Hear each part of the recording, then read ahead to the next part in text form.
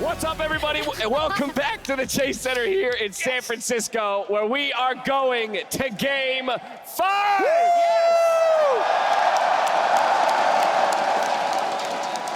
I hope everyone in the stadium has a little gas left in the tank, has a little bit left in their vocal cords so that they can scream their heads off for this fifth and final game, because I gotta be honest, I wasn't sure we were gonna get here, Dad. Can we just acknowledge how unrealistic this is? I just say, yeah, yes, acknowledged. Yeah, how Faker, Deft, same high school, 10 years ago, World Finals now. DRX have an inhibitor respawn on them, have two Barons get stolen away with their chance of winning red side, but they just keep doing it. The more they lose, the better they get. It's unrealistic. What I think is crazy is how everything has come together. The fact that this could be Faker's fourth title in his fifth appearance, the Deft story, and the fact that there's speculation around could this be his last year, and like no one thought that this roster would take it this far in his final year. Like it is just a movie that we're all just a part of, and the games are delivering. It is constant back and forth. We are seeing both incredible league, sloppy league, we're getting all of it, right? And it's just a beautiful culmination to the year, especially being back in front of an arena after 2 years of finals where we haven't had that same opportunity. I'm glad you brought it to this DRX roster, because I kind of want to set the stage based on like expectations domestically, right? Because I was like messaging with Chronicler during the series, and I was like, I can't believe DRX are taking this to T1 in this game, but also they're doing it through topside and Kingin, which is not at all what we expected. Like, this team was not the worst in the LCK, but they were certainly not expected to be in a Worlds final. They were not expected to be able to play together this well, even going game from game. I'm sure Pyosik, there are a lot of comments about his game 3, and none of them are positive. And for him to come out on the Maokai pick in game 4, like you said, the evolution of this team, how quickly they're able to learn is so freaking impressive. Like, it's nuts. Yeah, Azael did something at the start of the day talking about how at every stage of the way, the majority of people predicted against DRX. And there was a good reason for that. You can look at their performance in the series before and the team they're playing up against, and it always felt like the other team was going to win. Even in this one, the three of us analysts before the series all did think T1 was going to win this series. Myself as well. I'll jump in on that. All four of us did. And it's because you have Faker and the experience, and you have T1 with the undefeated spring and how good they've been start to finish, and you have DRX, who didn't make playoffs in spring, barely scraped into Worlds, yet, as Emily says, here they are doing it in such an unexpected way. Yeah, and I love that we're talking about the fact that this journey for DRX has always had accompanied with it this idea that they've been doubted.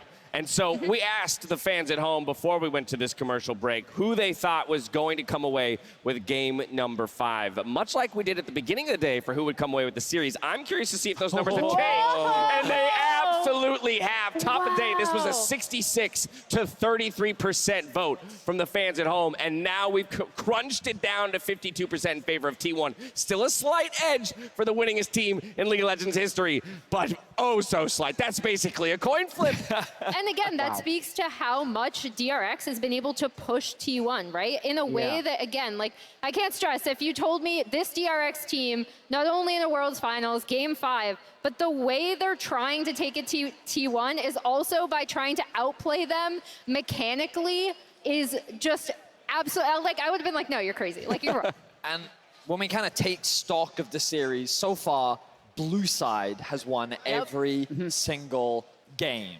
We've also seen Varus win every single game. But while we've put a lot of focus on that AD carry, the supports, I feel, have been so instrumental for both of these teams. Both Keria and Beryl are having a phenomenal series in the impact that they are having for their teams. And it is just crazy and incredible to watch, especially when you think of Keria being this player that was always hyped and anticipated. In his first year, he left a notable impression. In his second year, he made World semifinals, and in his third, already at the World Finals. Whereas Beryl, his third year in a row at the World Finals, supports often get left to the wayside, but to me, these two are the superstars of this series. I mean, Back to stage. So it's a little fun fact there, right? Faker, most games played in the World Final.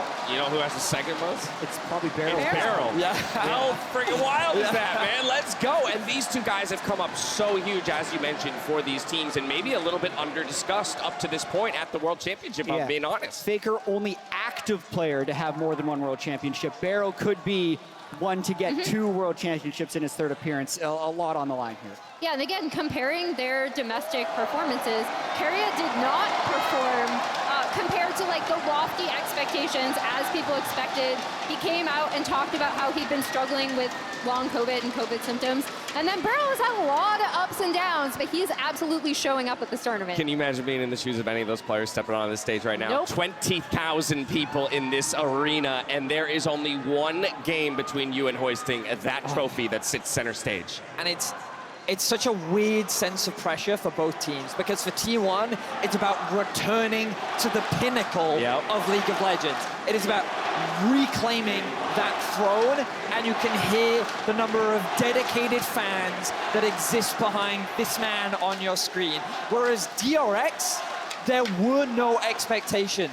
These players go from game to game, aiming on having the best time of their life and showcasing the best league that they can. And now they stand in the face of the titans of League, with only one game separating them from crowning the World Championship. And I don't know if the people at home can hear this, but as the T1 chant started, so did the combating DRX chant started. And as you mentioned, with this team being constantly counted out and not being expected to go further, that is what has grown this fan base for them along the World Championship. People are fans of this underdog team making a run for it. Now, to get down to this Game 5 and what's about to take place, it is going to be no surprise to anyone that T1, with the final side selection, is going to blue. Vetty, as you mentioned, it has won all 4 games so far. So for T1, I have to imagine there's a bit of a plan, a blueprint that you can follow, given you're on that preferred side. For DRX, it's a little bit more in the unknown, and you're still left trying to find the answers. Well, what has impressed me about DRX throughout the tournament is that they found creative answers. And we only have to go back to Game 3 to remember that they were at the brink of winning that game as well. Things were looking very positive for them. So when we get into this draft, I feel like DRX will have a plan to the virus, and somehow they'll be able to come up with something crazy. Having what it takes to find the answer and actually finding the answer are two very different things, Jat. Let's talk predictions. Game number 5, I'm going to reset the scorecard for all three of the who takes it? Who's the world champion? Can I start? Yes, you may. Okay. I feel like there have been 3 careers for Faker. His 2013 career when he out-mechanicked everyone. His 2015-2016 where he could play everything. And now where I think he has experience and is the best leader he's ever been. I don't think he's lost those previous skills. He didn't show it in Game 4, but when I see the way he is focusing and locking in, I think he can lead T1 to their 4th world title. All right, T1 vote for Jat. Emily, you're up next. What are you thinking?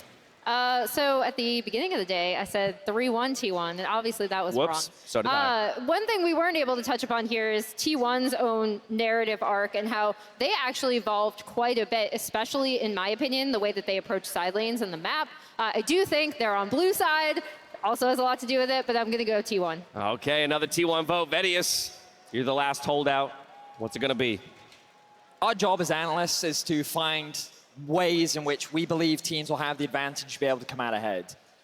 I cannot use that analysis to determine the outcome of this game because I have nothing but undenying faith in DRX. This roster has done nothing but surpass expectations, and there is something about the atmosphere and the energy in this arena that makes it impossible for me to not believe that they will win this next game. I believe that Deft will hoist his trophy, and I believe that Zeka is about to have the best game of his life. You gotta love it. I am already over the moon that we've made it to this 5th and final game, but it really is anyone's for the taking at this point. Both of our teams have arrived at the final hurdle, the final chapter of this legendary story, and we're handing it over to Kadril, Kobe, and Captain Flowers for the call. Welcome to the grand finale of Worlds 2022. We've had 4 games, 4 battles, back and forth and back and forth. And now, gentlemen, it's down to this. The entire year for all 10 of these players boils down to one more game. And not just a year for 2 of them. For 2 of them, it's been 9. 9 years in the making since Faker won his first. Deft struggling to get past semis in Season 4. Finally made his way back in Season 12, 8 years later. And now he's 1 game away from accomplishing something that he's never done before, winning a world championship. You got to be wondering what's going through the minds of these players as they're preparing for this final battle. I'm sure something is related to the draft right about now, It is. as it is on DRX to solve the red side conundrum. It is. It's the red side dilemma. We expected this coming into the series, that blue side would always be favored. DRX tried the Kalista into Varus. What have they changed up? What's the final plan? The last dance is here, but what's the last draft? 1 more ban to go. Is it Caitlyn? It's always been Caitlyn. Yeah, I think they have to ban Caitlyn. Heimerdinger's down unless they want to play Varus into the Caitlyn, but do you really want to give Gumayusi that champion? It's the Lux ban. So they've given Caitlyn, but they've taken away the Lux. You can pair it with Morgana, you can pair it with a bunch of other poke long-range supports to have a similar pushing effect. Gumayusi's Caitlyn is 9-1 all-time. Career record. What's the plan? Does T1 first pick it? I think this is a surprise to them as well, the Lux ban. You gotta throw out a surprise to crack this red side. You have to upset the meta. So they think the Karma is the pushing factor. It's not Caitlyn or Varus. Yeah. So now does DRX take away the Caitlyn, but there's no real supports left that can contest this push. T1 have now picked away the supports for the push in face of this Lux ban. This is already spicy. The lack of Caitlyn ban is already changing things up. What will be the first pick in the final game? The Azir, I would not be surprised. It's been so powerful in the series, and it's locked in for DRX. You know, I think taking a Varus is probably the better idea. And then I think maybe we won't even see Caitlyn. No, they are going to go for the Caitlyn. They must have a support response. What has Beryl got up his sleeve? I cannot wait to find out. He can pair with Zyra, Soraka, so much stuff. Let's see what he goes really deep for on the other side. I do think T1, like you're talking about, with the Varus, high priority there. And then do they want to take the Sylas before we go into the next 2 bans? Because DRX will protection ban. There's the Varus. Aatrox is still up. Could see Faker's rise for game 5. Bit tough in terms of range, but it's his Victor that he's going back to. Was incredibly pivotal in their almost winning game 2. Did so much damage, but it was Deft who shut him down. Zeus lost too. When he picked the Aatrox to Kingan's Camille, really strong Camille from Kingan that time around, so they're not too scared of it either, and they're gonna let it drop through as well. There's the Varus. So what's DRX gonna pick? They're gonna pick away the Aatrox and then ban away 2 top laners. It worked last game. The Kingan's Aatrox was absurd, so Beryl's definitely got something up his sleeve, and he's keeping T1 guessing. Something is planned. Remember, Beryl is the only player outside of the T1/SKT banner to ever make World Finals back to back to back. The man's creative, the man is effective, the man's impressive, and I can't wait to see that pick.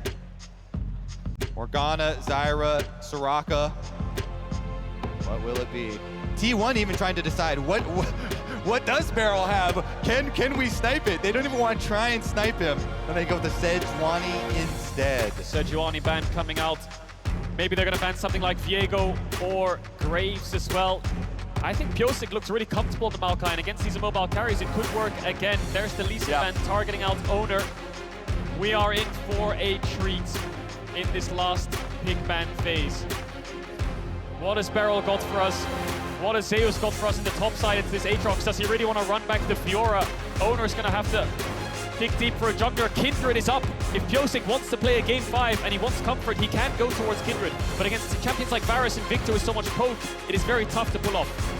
It'll be banned away anyway. The final ban of the draft for T1 is that pocket pick, that comfort for Pyosik. We need to see jungler, and we need to see support from DRX. I would expect the support to be the final pick of the draft for maximum surprise factor.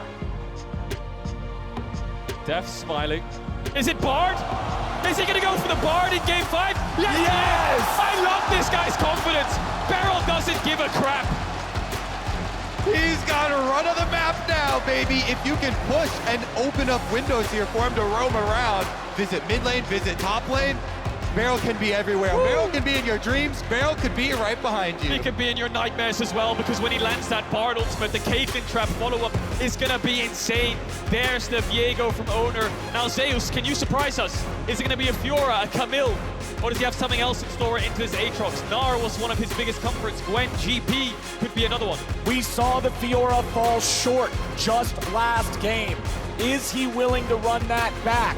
What will he take into this matchup? Zeus has been such a powerful player, such a standout factor, such a game winner for T1 throughout summer, throughout this year, and it's Gwen into the Aatrox. Pulling the Gwen back out here. We'll see about the jungle pathing as well if they can get up there. Those plus the support timings heavily influence that scaling. Gwen, if you can get to multiple items, what a monster. But here's the problem. T1 are very low on engage. They don't have a whole lot of ways to start the fight outside the chance of corruption. Hecarim for Pyosik. Both these teams have thrown everything out of the window. They've come in with different strategies, a little bit of comfort as well. Pocket picks a piece. It's the last game of the year. It's the last game of these players this year, and they're gonna put all the cards on the table. DRX have drafted Caitlyn, Bard, Hecarim into these immobile carries, and Zeus has gone for Gwen to get advantage over Kingen in the side lane. This is it. This is your Game 5 draft. This is T1 versus DRX. The Hecarim and the Bard of DRX going up against the Gwen and Faker's Victor yet again.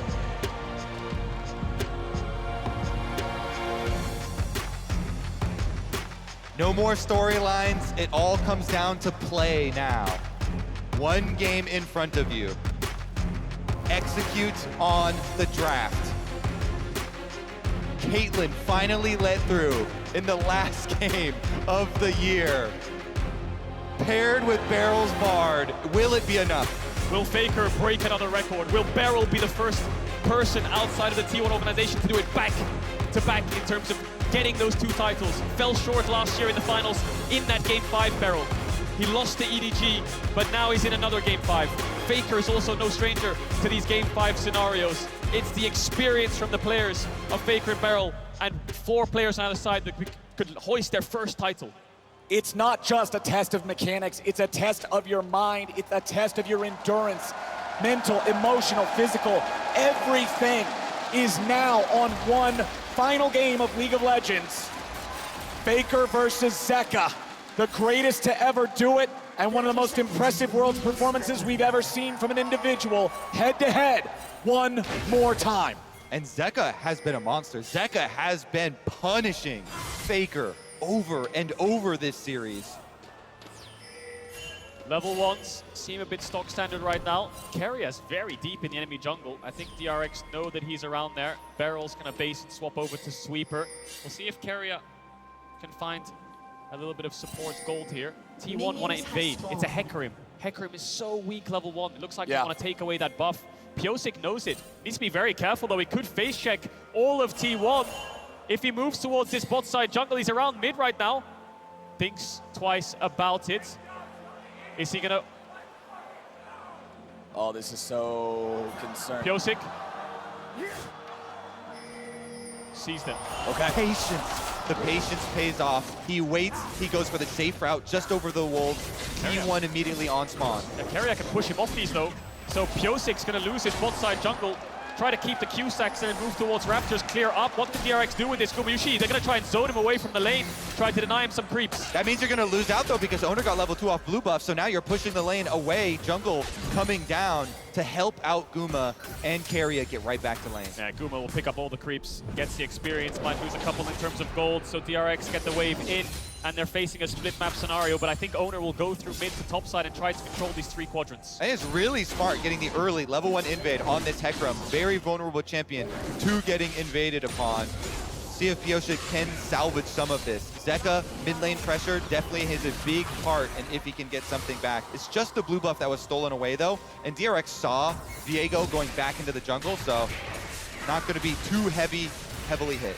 And let's remember the state of the draft. It was Caitlyn left open, but it was Karma picked first. That means T1 really wants to be able to have push, wants to be able to have control in this bottom lane early. With the Karma and the Varus together, you can see Zeka pushing in Faker here early on in the mid lane matchup, as topside Zeus has lane control versus Kingen. In terms of the state of junglers, you can see it's still just Oner pathing through his jungle. He skipped Krugs, going towards that top part of the map. Pyosik's already done his recall.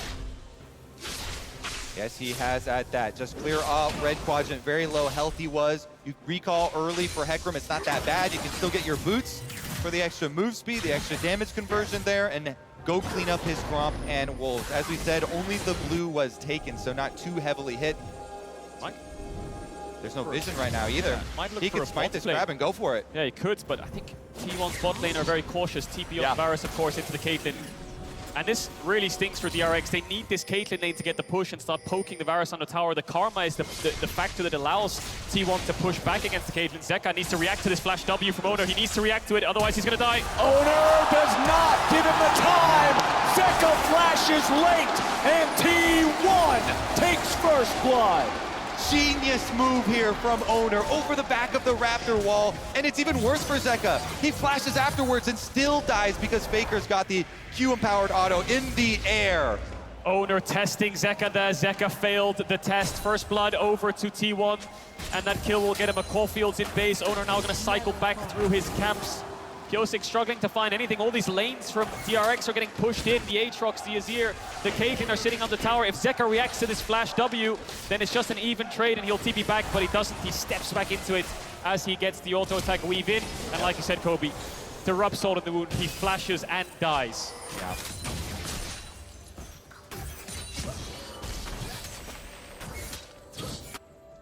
Now for Pyosik, what can he get back? It's Oner first to the play. Oner first to get his team going ahead. This Hecarim, he knows he has a lot of gank potential. He knows that if he can find the angle, there's moves to be made. The problem is it's tough when T1 are playing right. Now Oner's coming around again. Zeka has no flash, but he's able to get behind the minions. He'll get out of this one. But Oner really trying to index towards Faker in this mid lane early on in game 5. Yeah, again, burning cooldowns, burning mana off the Zeka, taking away the safety of that vision. Putting his own control ward right back up here so he can control this very important pathway here. Start up the dragon. They've got bottom lane pushing. The multiple ganks towards mid have gotten them mid pressure, so it's an easy first dragon for T1. Pushing lanes because there's no real threat. The Hecarim needs level 6. Like you just highlighted there, Kobe, the pushing lanes are so powerful in letting you use neutral objectives, and T1 are aware of it. Shut down the Hecarim early. Pyosik needs to farm to 6 before he can impact the map, so T1 can start getting these early game advantages. Top crab spawning soon. Oner might path his way up there. Herald's in 2 minutes. Pyosik needs to get to 6 before that spawns. Looking for some Raptors, though. Trying to steal him away a little bit. Walks on up, pops Spirit of Dread. Gets himself right back out. And now top side, the fights continue. Zeus versus Kingen. Zeus with the ulti finds a lot of needlework there into Kingen, who's not able to continue the trade after already using the cooldowns. And Oner will again look for Zeka in mid. He will chase him away as Faker absorbs this wave. Meanwhile, back in top, Q3 hits the mark. Infernal Chain. Solo kill for Kingen in the top lane. Best top laner in the world, who? 369 and Zeus is the discussion. Kingen's in the World Finals. He had an amazing game 3 and 4, and now in this game 5, solo kills Zeus. When the pressure is on, it's Kingen who stands tall. What a beast. And he's going to go for the recall right now as the wave is also slowly pushing into him. So Oner has to show himself on this top wave to push it in for Zeus. Such top lane difference here for Kingen. Back to back, this Aatrox pick again. And this relieves so much pressure on DRX. Mid lane's been struggling, a lot of ganks towards there and focus from Oner. Deft and Beryl have been on a split map against the Karma support with Bard under their tower, but top lane is now winning. Herald is spawning in a minute. Kingen has the early serrated Durkans, can start pressuring this lane.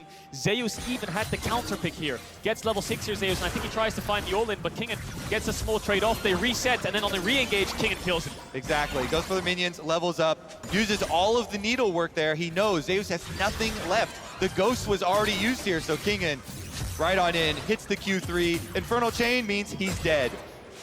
No way out. She turns right back into a doll and falls over as the Aatrox popping off here for DRX in the top side, keeping this game nice and close. Still 3 minutes until the next Drake spawns, but Herald's gonna be spawning soon. T1 have controlled early objectives so well in this game, but Owner's also got his eyes on the bottom lane of DRX. Deft has no resources to work with, and he must take a recall. They're going to lose a couple plates here, DRX. T1, not only do they get the split map and the jungle invade, they also have TP on Gumayusi, so they get a free base. Deft struggling, Kingen is going to start up the Herald. It'll be a cross-map trade, but T1 are going to get so much from this play. Yeah, Kadriel, you were talking about Pyosic's level 6 and where he's gonna go. He's going straight to his winning lane with Kingen here. They started up on Vision, and again, T1 have made the call. They leave Guma pushing those plates on bottom. But they can't finish the Herald. They know T1's ready to contest. Baker's coming up now too. Pyosik, defensive ulti over the wall. Kingen with a World Ender. He's stuck inside the gravity well, but he goes forward. Baker dies. Zeka gets it. The shuffle to get the rest of them away. Carry has made his way up into the top side. Beryl goes for the flash binding, but he won't grab it. DRX get the kill, and they're back onto the Herald. My God, Kingen is playing out of his mind right now, up against T1. They're at a disadvantage from the get-go because Pyosik had to use so many resources to get out, but Kingen goes in. They secure this objective. They were supposed to in the first place, but T1 trying to fight them back, testing the waters in this topside river. And Zeka doesn't miss a beat. He follows him right back up with the Azir. Flash, pushback play with the ultimate. DRX secure the Rift Herald for themselves. They wrest control back. All bottom side though. Gumayusi with the level 6 versus level 5 advantage goes for the Chains of Corruption. Beryl getting away from Faker here as he retreats into the topside river. Faker will chase him as long as he can, but Beryl is already gone. Let's take another look at the Rift Herald fight. Okay, so this is the setup, and you see both mid laners coming over through the river. Because Pyosik goes on this run through the enemy jungle, has to ult all the way around the outside. Kingen then is the one who takes charge. Goes right at Faker. Zeka, no hesitation, follows him to finish it off, and then pushes out Owner and Zeus so they can refocus on that Herald. I wonder if he wants to push them in instead, and he's trying to finish off Faker as he dashed forwards. Nevertheless, they get the kill, and they get the Herald. Kingen landing in all the sweet spots on that Aatrox, moving back towards the top. Dragons up in 40 seconds. Beryl, of course, we saw off screen. He missed the flash Q like you highlighted, Flowers, and now he needs the level 6. They have the Herald if they want to brute force through a lane, but I feel like they need to repay Deft in this lane disadvantage with the Herald. And I think where he goes with that level 6 you're talking about is straight at Faker. That is a no flash victor now after the last play. So Bard ultimate is prime. The Drake in 20 seconds. The first one already in T1's pocket. You can see them trying to maintain control over the bottom side river. Beryl gets a stun into the wall on Keria to even out support health bars, but it's Pyosik being found by Owner here in the river. He's got to retreat. Viego's going to take care of him there in that 1v1. And with the enemy jungler half HP, T1 has control over the river to start the Drake. Now there is a control ward for DRX. They're going to see what's going on here. So Owner drags it outside the wall where there is no vision, but he does not have the confidence to stick around. DRX is still willing to contest this. Kingen is the only reason they can contest this. He pushed in top all the way and he's moved towards mid. T1 wanted to start it up, but the Aatrox was collapsing down. Now in this 5v4 scenario, DRX will start it up. Zeus has TP. Kingen can TP back top though. Exactly, it's a beautiful plan. They can make the play on Dragon, force 5v4, and then just have Kingen teleport back to his top turret. Well, the Dragon's low. Owner's coming in. Is this going to be another steal? Beryl will block it with the CC. Beautifully buffered from Owner with a Heartbreaker to escape the Bard ulti. And that's DRX tying up the neutral objective count. Kingen here, gonna go for the recall to purchase and then go back to top side. Because the wave already dealt with here at the tower from Zeus. Cannon minion moving in. No flash on Faker. Pyosik has the ult. Zeka has the shuffle. He's not gonna get the angle just yet. Pyosik looking for it. There's your engage. Knocks him back out of the gravity well. Knocks him into the shuffle. Knocks him to his doom. And Zeka gets the kill. But now he's gonna run. Remember, there's no ulti for Oner, but he's still gonna grab the kill. 1-for-1 on mid laners as Zeus wants to run down Pyosik. Oner's ready to follow. Stolen his ear body means 2 for T1. They're not out yet. Oner now gonna ult over the back of the Raptors to escape Here Kingen. comes Kingen. Kingen's ready to go. Zeus is trying to retreat. Q1, Infernal Chains. Q2, but Q3 ain't gonna hit. Zeus walks out. Faker falls, but it's the younglings of T1 and Zeus and Oner that carry him through the play. DRX are focusing down this mobile Victor, but they're ready to respond. Oner gets a couple kills back. Zeus chases Pyosik away, and it all comes off the back of this engage in mid, Kobe. Exactly, Zeka starts it out. He doesn't want to fully commit at the beginning, waiting for the Hecarim here to get just close enough. Ults Faker back into the wall. They know he has no flash, so he can't disengage. But Oner's not gonna let them get away with that one. Nails the stun onto Zeka, then picks up his body and is able to use his ear to get over the wall to follow up on Zeus's play. Oner has targeted Zeka twice now with that Spectral Maw, and twice now he has found his mark. T1 are fighting back. Herald used mid. Little bit of gold over to Zeka. Mythic in his favor, has the Ludens already. Faker has flash up. Zeka's ult's coming back off cooldown as well. 1 minute 30 seconds away from the Herald. DRX need to keep this mid pressure. Deft has been struggling in the lane phase. Herald used mid. Doesn't get a couple of plates gold. Needs to get towards that Mythic. God, Oner has done so much for T1 this series. Yeah. So many clutch objective steals. And here, answering these kills in game number 5, setting themselves up to retake some vision. Now working with Keria on that support roam timer. Meanwhile, Pyosik wants to look top. Zeus has no ghost. Zeus also now without the W. Gwen is not immune. Pyosik with a devastating charge, bringing him right back into the range of Kingen. And Pyosik gets the kill. Great setup there for the DRX top jungle. Kingen is 2 levels up on Zeus. Mid and bot have been a little bit even and behind for DRX on the bot side especially, but top lane, Kingen has been taking charge in this game 5. And now bottom side, it's Gumayusi and Keria trying to push up as they know their top side has just taken another hit.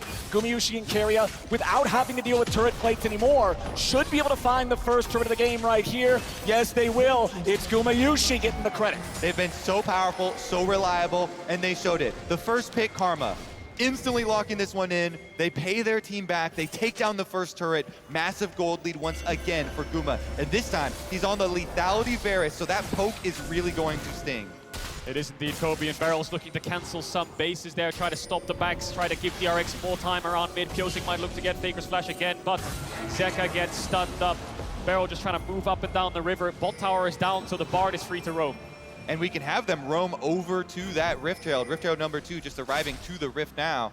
So let's see about this setup. No hesitation from DRX. They're helping Zeka get the mid push first. And they're grouped up as a team. They're looking for picks. They're seeing what they can do. Meanwhile, T1 again, they've got Guma on the bottom side, and with Guma channeling this recall here, looks like they, not gonna go for it. Teleport comes out here from Zeka though. Guma also has a teleport to be able to join up. DRX have started the Herald, but T1's ready to fight for it. They're gonna bring Faker in with the TP now too. Caitlyn Trap hits Zeus. He's gonna lose a little bit of HP, but a lot of patience being lost on the Herald now. Down to 1600, down to 1100. It resets. And now what about the fight? Pyosik at half HP. DRX still grouped up. T1 still trying to contest for this. Herald at 7,000. Kingen back into the pit. He stands alone from the rest of DRX now. He'll continue holding Herald aggro. This could be the decider of the championship. Kingen off the side, Pyosik getting chunked out. T1 get the Herald. Dragon's coming up pretty quickly here in 16 seconds. DRX gonna retreat through mid lane. No, Zeka's gonna put some damage on him. Kingen staying on the flank. He's gonna look for it, but a flash out from Faker keeps him safe. World Ender is a very important cooldown on a very fed member of DRX, but they've got prio, they've got first shot here with the bottom side objective now. And they can just trade it. That's actually a pretty good trade for them, getting secondary tower. T1 though, you look at the response instantly with their macro. Owner goes top side, they've got the Rift Arrow, they're gonna shove down these towers and make a hard push. They might look for tier 2 as well. DRX have to use a lot of time to get this dragon down. Kingan's moving up, should be in time to cover it, but look at Faker, he's trying to back up the top jungle of T1. Trying to look for that second tower will be a huge gold injection into Zeus if they can get it. Kingan needs to be very careful here. Faker is still around. Keria showing mid. Deft backing up his top laner. Zeus goes forwards. Zeus trying to look for Kingan here, but Zeus losing a lot of HP. Still has the big shot of needlework, throws it out now. Kingan's gonna keep chasing him off. Ace in the hole, only hits Owner, no big deal.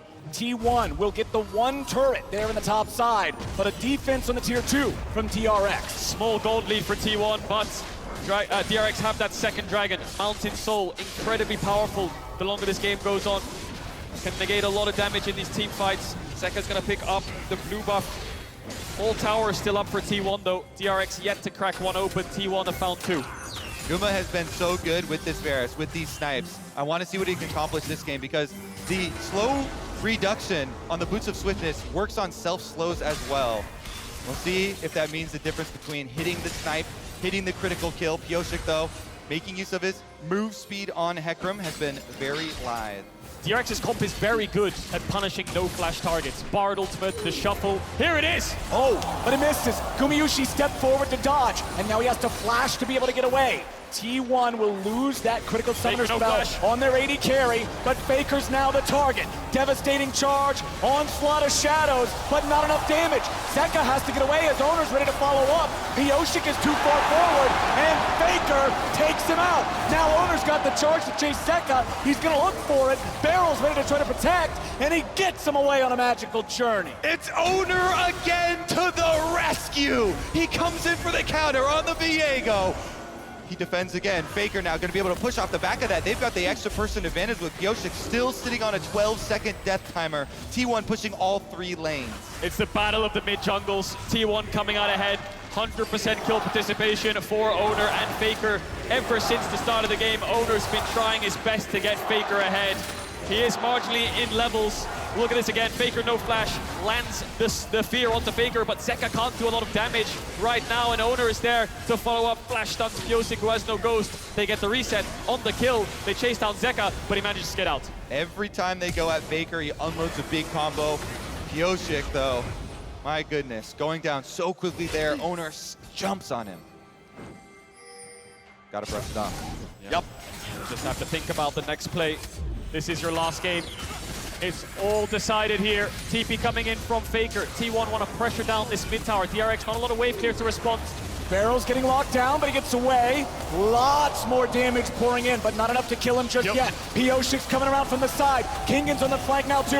They're waiting on the TP to come in. Gumayushi's gonna be targeted. He tries to get away, but he's gonna die out first. Zeka's trying to get away. They're finding more damage as Owner's about to fall down to Pyosik now. Zeus wants to fight against Kingan. The maul keeps him alive, and DRX is winning the fight. Owner Shadow was still ready. Faker dies. Zeka goes in, and Keria will die. 2-4 for nothing. DRX. Pyosik brushes himself off, he gets back up, and he gets the engage to break the game open. That's gonna be DRX on Baron. They take down 4 of T1. The flank from Pyosik on the top side, and then teleport in from Zeka. DRX circled T1 like sharks, herding them in. T1 didn't find a response. Guma, can he steal it? Guma will have to fire a hell of a... What the fuck? Gumayusi steals Baron to save this game. The Varus pick! Again, with the empowered Q snipe, Guma snipes away the hopes of DRX. I'm speechless. DRX, how? It's all falling apart again. Well, look at the play. DRX collapse onto T1. They get the kills and they manage to pick up 4. Then they move towards the Baron. It comes off a great engage from Pyosik and Kingan. Deft almost dies to Zeus. The TP from Zeka was great for the flank. But again, they go towards Baron and it all falls apart. Again, you're exactly right. This is amazing. Zeka with the flank comes in. They get 4 kills off of this. Pyosik chases it through with the Headgrim. His ultimate came back up. They get Faker, they get Keria, but they don't get Baron. Holy. DRX, I think Moments before disaster. Yeah, that's after the fight. I don't think moments before. Oh, does Gumayusi get this? Does he even have vision? Blue Orb comes in, he must just about see it. The arrow of a lifetime. The steal of a lifetime from Gumayusi. That's twice in this series he's done it. T1 grab onto a miracle, and they have a chance in this game again. T1 have more than a chance. They have a push here in the bottom lane. Everybody's ready to go. Zeka staying on the tier 2 in the top side. T1 have already broken the tier 3. They are looking for the inhibitor, and they will already take it. Blue team's turret. Dragons up. T1 want to move towards it. They got the inhib. Tier 2 top fell as well. Faker has flash. He has the flash. Piosik's trying to get it from him. Nice ulti coming out from Beryl, but Kingen is here in a 1v4. Kingen is about to die. He will drop. T1 has taken out the Fed player.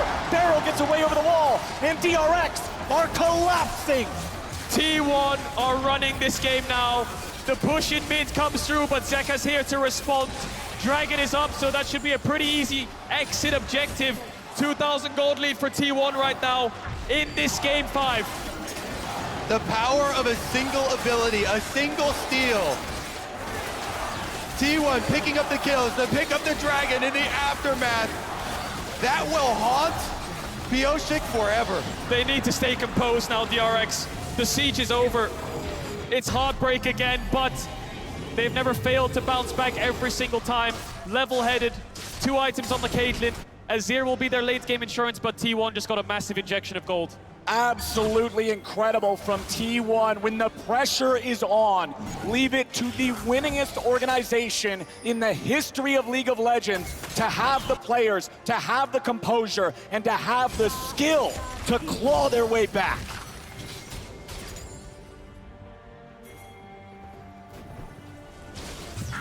What a series. What a game 5 as T1 continue their command over the Rift. Moving up, clearing the vision. Kingen is in a very precarious situation, perhaps. Yeah. They're gonna see him there with Owner's Sweeper. It will show the red silhouette. 4 minutes until the Drake, 2.5 minutes until the Baron. Not really any objectives to fight over. Pyosik activated the devastating charge, but meanwhile the T2, here on the top side, will fall to T1. Zeka will respond with the bot tower, but a lot more gold into T1's back pocket. The cross map's okay. DRX will be in time to wave clear. Next Baron's up in 2 minutes. I think DRX are just stalling till that spawns. 2 dragons apiece. Small gold lead for T1. But I think it's going to be pretty even around these fights. It's going to be very nuanced onto who can find the carries. Can Kingen land multiple Qs? Can Pyosik find the engage onto Gumayusi? No Mikhail's up just yet. Yep, again, you talked about it before, K-Drill. The barrel ultimate from Bard on one of these low mobility carries. Right now, Faker, no flash. If they can catch him, they can Zeus. follow it up with a trap. Zeus with the ghost instantly, though, for the move speed to run. Yep, he can get out from it. Kimtech Putrefier, Kimtech Tank, I should say, was back not in. used. Zeus still looking to maybe come back and fight this. Has the needlework ready. Pyosik goes on a magical journey. T1 now, Faker's very low. Kingen's fighting 1v2. He gets himself away. It's a defensive ulti from Owner back over the wall. He almost won that fight. Faker didn't have the flash, but he manages to get away. DRX are going to clear out these waves. Inhib still down, of course. 1 minute away from the Baron, and everyone will shift their attention towards the top side of the map. Look at that grab. What on earth? Look at that drop at 20 minutes that's the because Baron of the right there. sail. That's an arrow right through the gold chart. T1 and DRX leaving it all on the Rift here today. T1 about to take out their 7th turret. DRX have bounced back from worse situations in game, though. Again, refocus on the task at hand. This is the last game of the year. Beryl now trying to fight for some vision, instantly disengages. Yup, he knows how dangerous this is. He knows how deadly that fog of war is. With 30 seconds until the Baron spawns, T1 have control over the topside river. And we're gonna keep our eyes on Faker. With this Lich Bane build here, you can pump out a lot of damage if you can stay in a dangerous range, auto attack range of your opponents. Can he stay safe though? Still waiting on a few more seconds from his flash cooldown. Purchases up the stopwatch for himself. Yep. Mid push still coming in. DRX need to crack this mid tier 1. It's such a pain to get vision. It's really hard to walk in enemy jungle when that tower is up. T1 still have a lot of topside vision. Faker pushes in the waves all the way to tier 3. DRX barely trying to get vision in their own jungle. Baron is up with the poke Varus. It's not as fast as they might want, but with Viego and Victor, they can rush it down. Kingen has the TP. Exactly, Kingen trying to push out that bottom wave and wait for T1 to start it. Here it comes. They don't have the best turn off of Baron. They don't have the best pick here for T1. It would have to come from Guma with the ultimate from Varus, sniping someone. That's really the only engage mechanism available to T1. Def's going to utilize the range of the Caitlyn there to try to safely clear out some of these wards, putting the traps inside the brush just to make sure if anybody steps too far forward, they're going to be caught out. Mist from Viego will allow him to step a little bit further forward. Inhib respawns at a pretty critical timer here for the side of DRX, but Barrel's about to die. Zeus gets it, and that could be big for T1. DRX need to move in here. They need to look for a steal. Piosik's only way over is the ultimate. There's no way out. They need some vision. Pink ward in the pit will spot the Baron. Piosik's in the vicinity. Piosik's looking for it, but Keria is zoning him away. T1 took some serious damage there from the Baron. They're going to get chased off. Against all odds again, DRX numbers disadvantage. They hold on, Dragon up in 20. They're shifting their eyes down towards this bot side. T1 need to take a base. Level 16 is here right now. The range on DRX is so powerful. T1 are struggling. Barrel's gonna be back up for this Dragon, coming straight from base. Here we go. Look at Piosik. He's moving his way Wrapping around. Trying to keep the He wants to flank. He has ult ready. Yeah, he's going to look for a flank onto the carries. T1 are completely unaware of his positioning. They'll see this push here and maybe spot out Kingen, but they won't know where Piosik is. Zeus is going to walk towards the brush, but he won't take a ton of damage there from Kingen's surprise attack. Kingen makes his way into the pit. Piosik is still behind them. Owner takes a chunk. Drake at about 5,000. Zeus gonna move into the pit. He's ready for that angle now. Keria, Owner, both chunked a little bit. Zeka and the rest of DRX are not damaging the Drake any further. They're gonna allow it to reset. Kingen to a flank. Kingen finds Keria right when they need it most. But now he takes some damage back. He has to walk it off. The Drake's at 4K. A little bit of damage over the wall. Barrel's trying to block it. Dragon is secured. Gumayushi is down. And T1 are trying to fight back. Piosik's under fire. He will drop. It is a 2 for 3 for 2 in the fight. Excuse me, but what kind of League of Legends are we watching? Good Lord. Madness is what we're watching. Piosik gets the Dragon this time. DRX secure the objective. They secure the smite. And Kingen in the brush immediately deletes Keria. Hello. Yeah, just walks onto the trap. He gets blown up instantly, DRX, even though the flash came in, and then Guma has to flash, so then the Bard ult from Beryl lands onto Gumayushi, but I feel like DRX really overcommit onto the Varus and walk into the waiting arms of Zeus and Owner. They managed to get the AD carry down. They invest so much, however, that Owner gets the resets. Look at that. Owner blasting them, picking up the Aatrox body from the fed Kingen as well, and zapping down the last kill. Gold pretty close still with the extra Dragon here leading up to Soul Point now. And Keria knows. Walking into that trap, into that brush, into that Aatrox. It's the same story as the entire series. Gold lead over to T1, Dragon lead over to DRX. They're on Soul Point. They're happy waiting the game out. Deft's getting closer and closer to that Infinity Edge breakpoint. When he gets that item, he's going to do out so much damage, and he's so very close. T1 wants to play. The side laners aren't even pushing sides anymore. It looks like they're grouping up. Zeus is going towards top now, but Kingen is hovering around the bot side jungle. DRX have mid pushed out. It is a lot of focus here on this mid lane. Both teams now taking an opportunity, resetting a little bit. Baron is on the map, no Drake for 3 minutes. Critically, DRX did get the objective in that last fight. Zeus gonna back away as he sees Beryl here. DRX still maintaining a defensive position, seeing if there's anything to find, but Zeus gets away with the blast cone. The game, only 2,000 gold apart, 30 minutes in. Now the Infinity Edge, active for Deft, is going to be a big difference maker. Zeus close to the Rabadons as well. A moment to take a breath. And San Francisco, are you not entertained?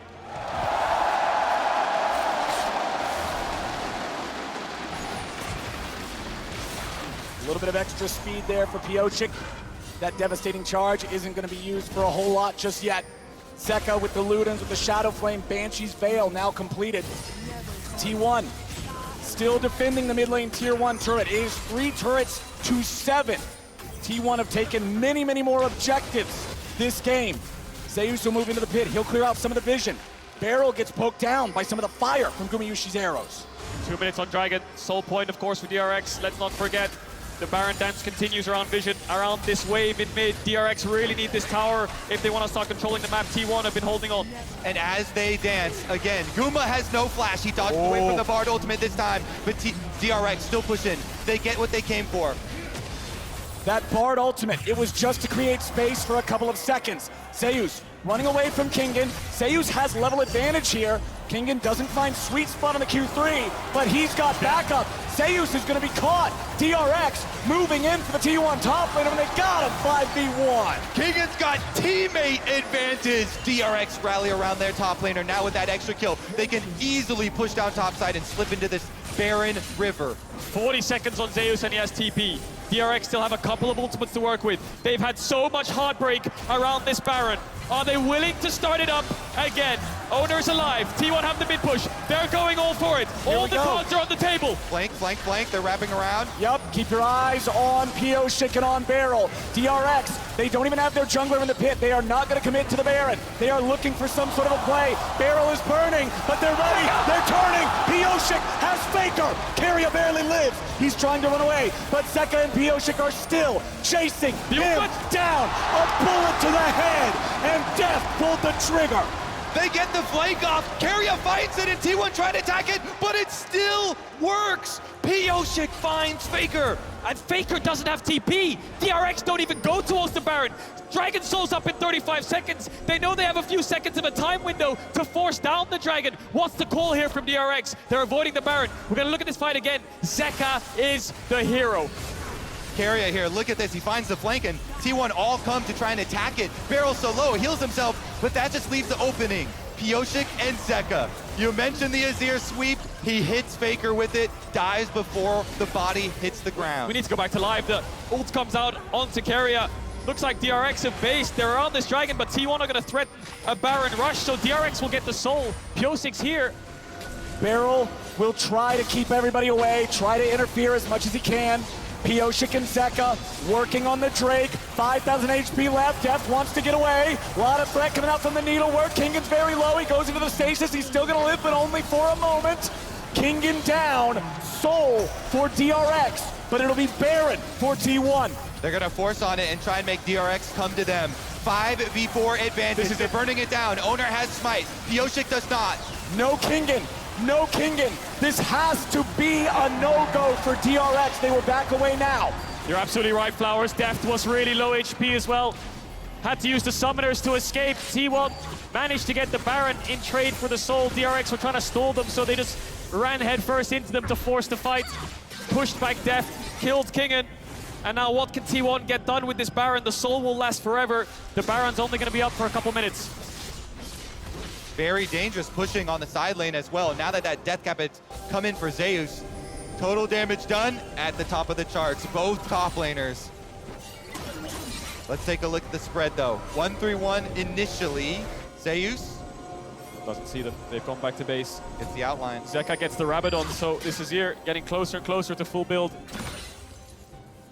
This is the game 5 we were promised. This is the perfect ending to this series. Both teams are just battling here in game number 5. Deft with the Caitlyn working on that 4th item. It's not been a fantastic game for him, falling behind early on. But now that he's fed, now that it's late game, things are going to be a little scary. Faker at half HP, Ace in the hole, doing a good job chunking him out. And DRX, they've dropped the Sun Disc there in mid. But there's nothing to play for here on the top side. Baron still under the possession of T1.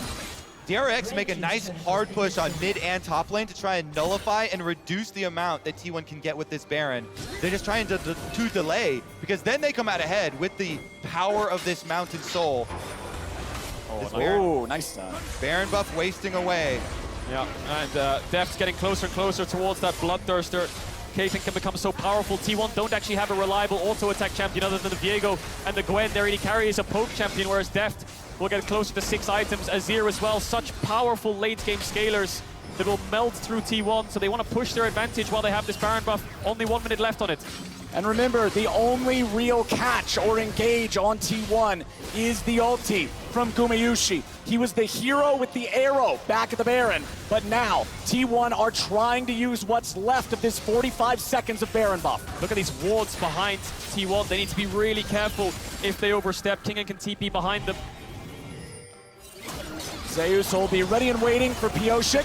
Pyosik's gonna have to ult out of this one, you would think. No! Gumayusi gets the kill, and T1 are 5v4. Guma nailed him with the chains of corruption, and Pyosik falls. 40 more seconds on his death timer now, and look at this, the brush play from Kingen. Can he pull it back? Baron buff falling off in 15 seconds. Bot lane inhibitors open. Zeus might be caught here, Kingen. Zeus does not have an ulti. They used it for the pick. Now he's gonna try to run from Kingen, who keeps the chase going. Q2 finds him. Q3's not gonna get nothing more than a chicken.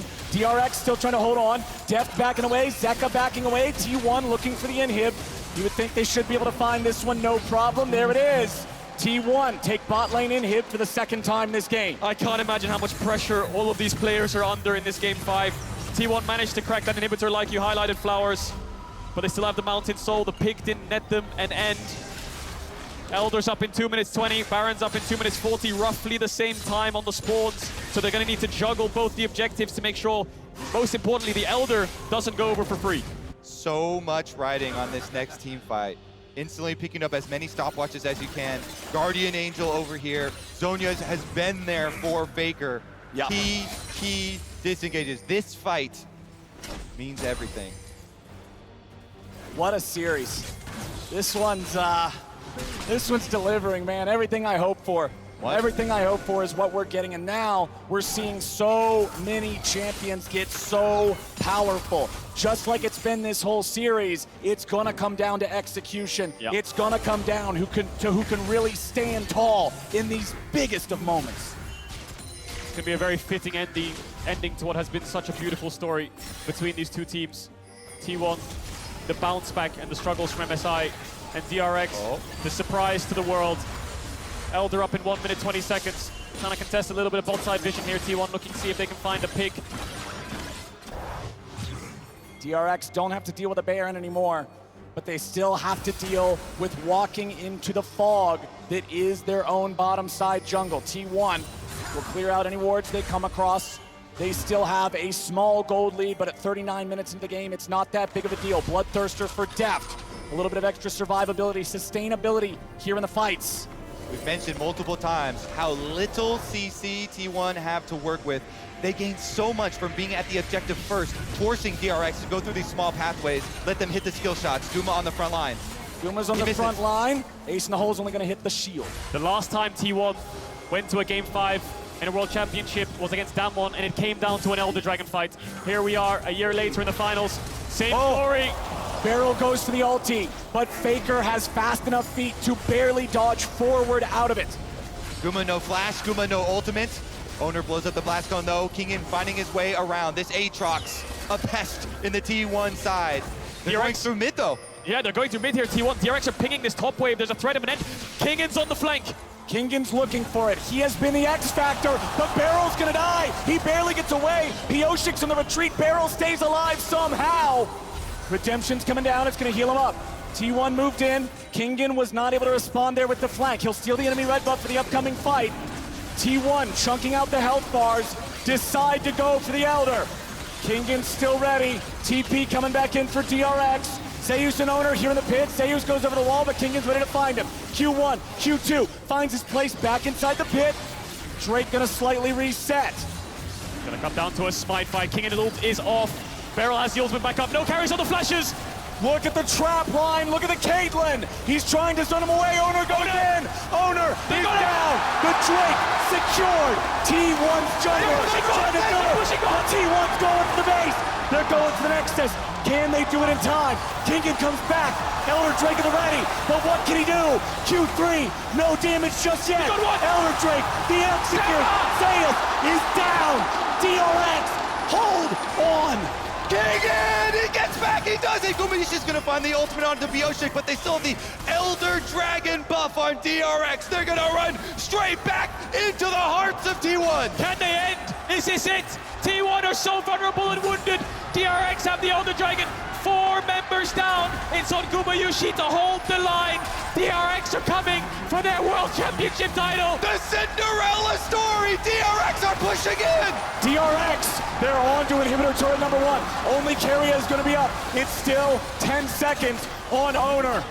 DRX will march forward. Keria wants to hit the wave. Kingan goes to the World Ender. Gumayusi is dead. They have been doubted. They have been discounted. They have been dismissed. But DRX are your 2022 World Champions.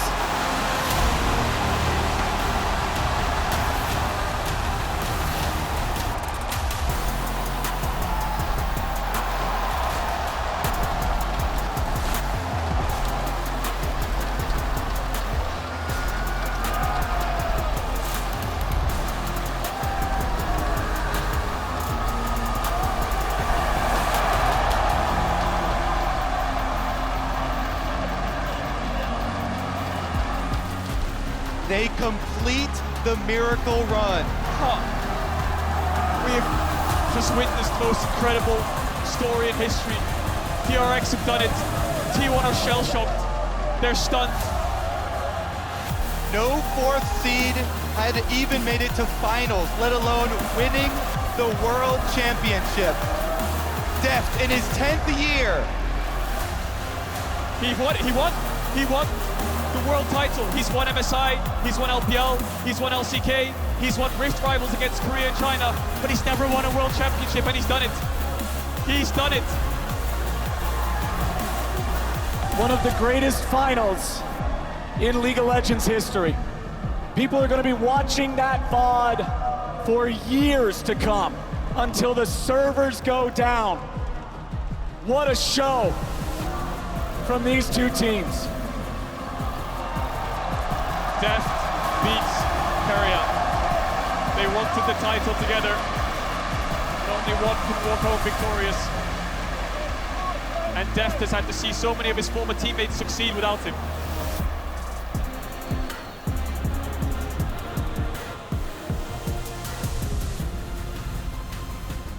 All of the emotion. The whole year boiled down to this. The group of friends that made the miracle run through all the objective steals. The mentality of diamonds, untiltable, unassailable, DRX World Champions.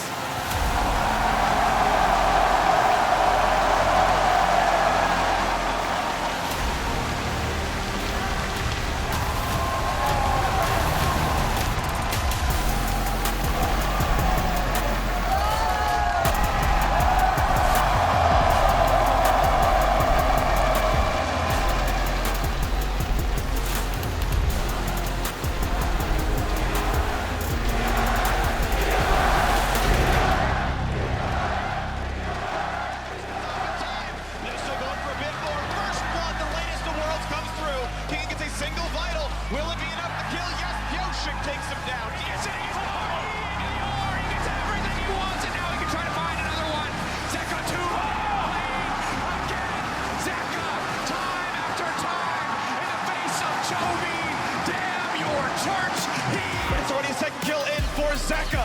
What DRX needed may have been found, and he's got to stack up the rent. He's got to stack it and stack it and pull it, and it's not gonna happen. Scout has nowhere to go. Knocked up by Ash and shut down by Death. Yoshi it, the Ocean Soul. DRX don't need a top lane.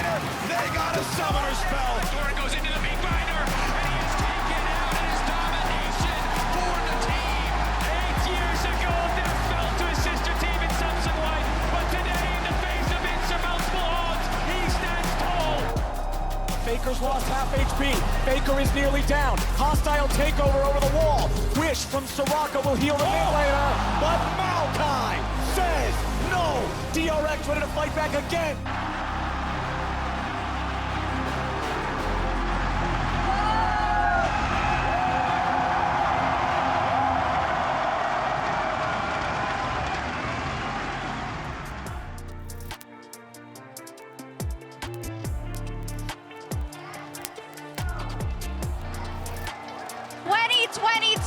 League of Legends World Champions DRX!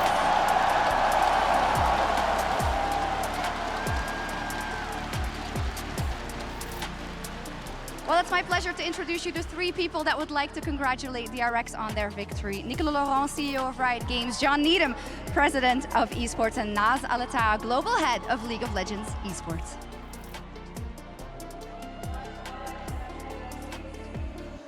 An unforgettable Worlds run. Tonight truly goes down in League of Legends history. And to commemorate your achievement, we are honored to present you with the Summoners Cup and the 2022 World Championship rings.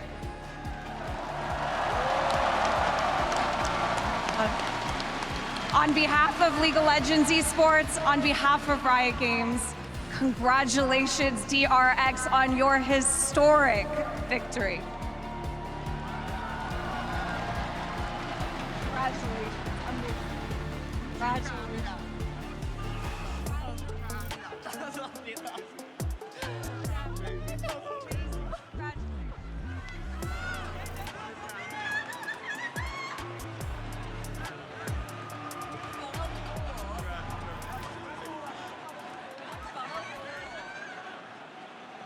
Thank you so much for helping congratulate our champions. I'm so happy I get to talk to them. Thank you, Ji-sun, for helping me. I don't even know where to begin, but I'm going to give everyone a chance to enjoy this moment. But maybe I want to start with Kinging, because what an unbelievable Game 5, and I'd love to know what was said before getting into that Game 5 and how you look back on your own performance in helping DRX getting the World Championship. 우선 가장 먼저 킹겐 선수에게 여쭤보고 싶습니다. 5세트도 정말 극적인 한 판이었는데요. 5세트에 임하면서 어떤 주문을 되뇌이며 어떤 부분에 준비하면서 마음을 추스렸는지, 그리고 킹겐 선수의 이번 시리즈 활약을 어떻게 평가하시는지, 어떻게 DRX를 우승까지 이끌었다고 생각하시나요?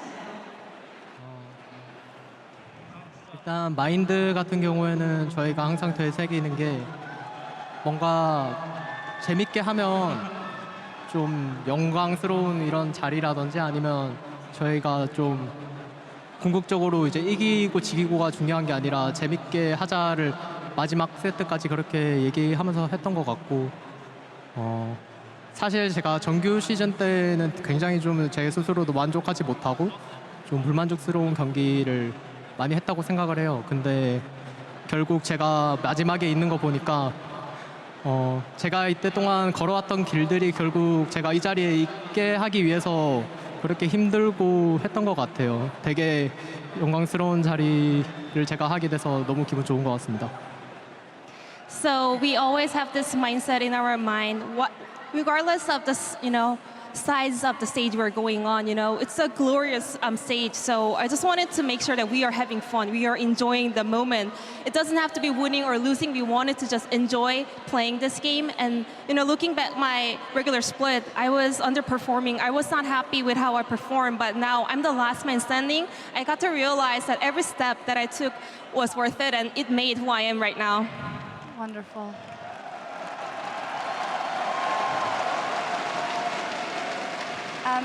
Next up, I'd like to go to you next, Deft. 10 years of fighting for this, milestone after milestone after milestone, this tournament so far, but now the highest honor in League of Legends. What does it mean to you to finally be able to call yourself a League of Legends world champion? 데프트 선수 정말 축하드립니다. 10년간의 정말 커리어 끝에 이렇게 리그 오브 레전드 최고의 영광스러운 자리에 오르게 되었는데요. 이번 토너먼트를 통해서 계속해서 새로운 기록을 세우고 새로운 기록을 세운 끝에 이렇게 월드 챔피언이 되셨습니다.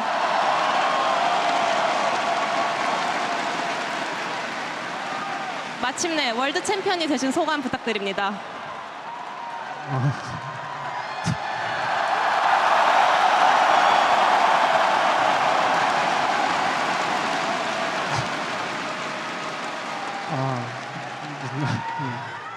나이도 먹어서 이제 울면 안 되는데 자꾸 울어가지고 죄송하고.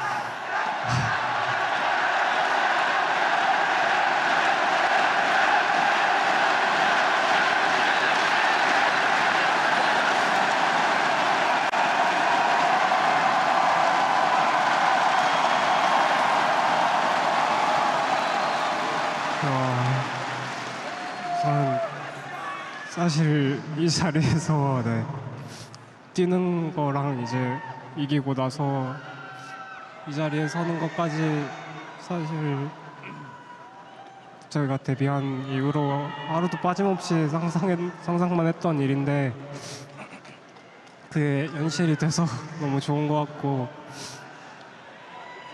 또 사실 이 자리에 서면은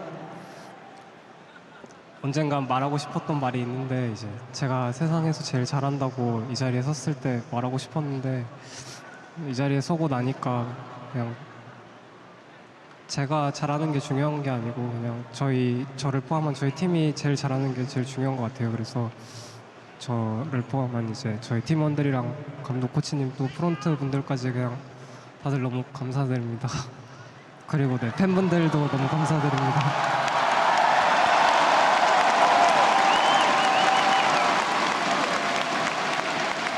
First off, apologies to everyone because I am too old to cry like this, but I'm really overwhelmed right now. And ever since my debut, every single night I've been dreaming about myself winning World Championship, going to the finals, winning the very last match, but it was only a dream. But now I made it, so I'm so happy right now. And at the same time, there was one thing that I wanted to say once I get up the stage after winning the World's finals, which was I'm the best player in the world. But today,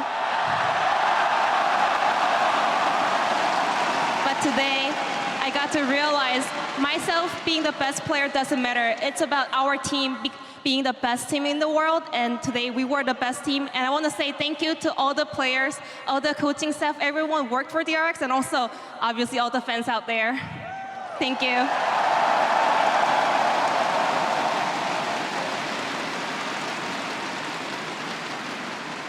Well, everyone played their heart out today, and not in the least Zeka. Zeka, what an unbelievable year and what an unbelievable rise to the top.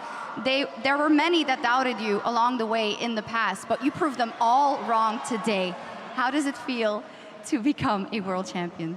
제카 선수 또 올 한 해 정말 눈부신 성력을 보여줬고 또 정말 엄청난 퍼포먼스를 이번 월드에서 보내주셨는데요. 이렇게 많은 분들이 과거에 제카 선수를 의심했지만 이번 자리에서 우승을 통해서 그들이 모두 틀렸다는 걸 증명하셨습니다. 소감이 어떠신가요? 일단 말로 설명할 수 없는 기분이고 사실 저도 울고 싶었는데 옆에서 혜경이 너무 시원하게 울어줘서 저 대신 잘 울어준 것 같고 일단은 같이 해준 팀원들 너무 고맙고 이 자리까지 올 수 있는 것도 말도 안 되는데 너무 다 잘해준 것 같아요. This year was crazy. It's impossible to describe how I'm feeling right now. I almost felt like I was crying, but at the same time, Dev was crying so much. So thank you, Dev, for taking my spare of crying. And I want to say thank you to all my teammates for working so hard, and thank you, everyone. Okay.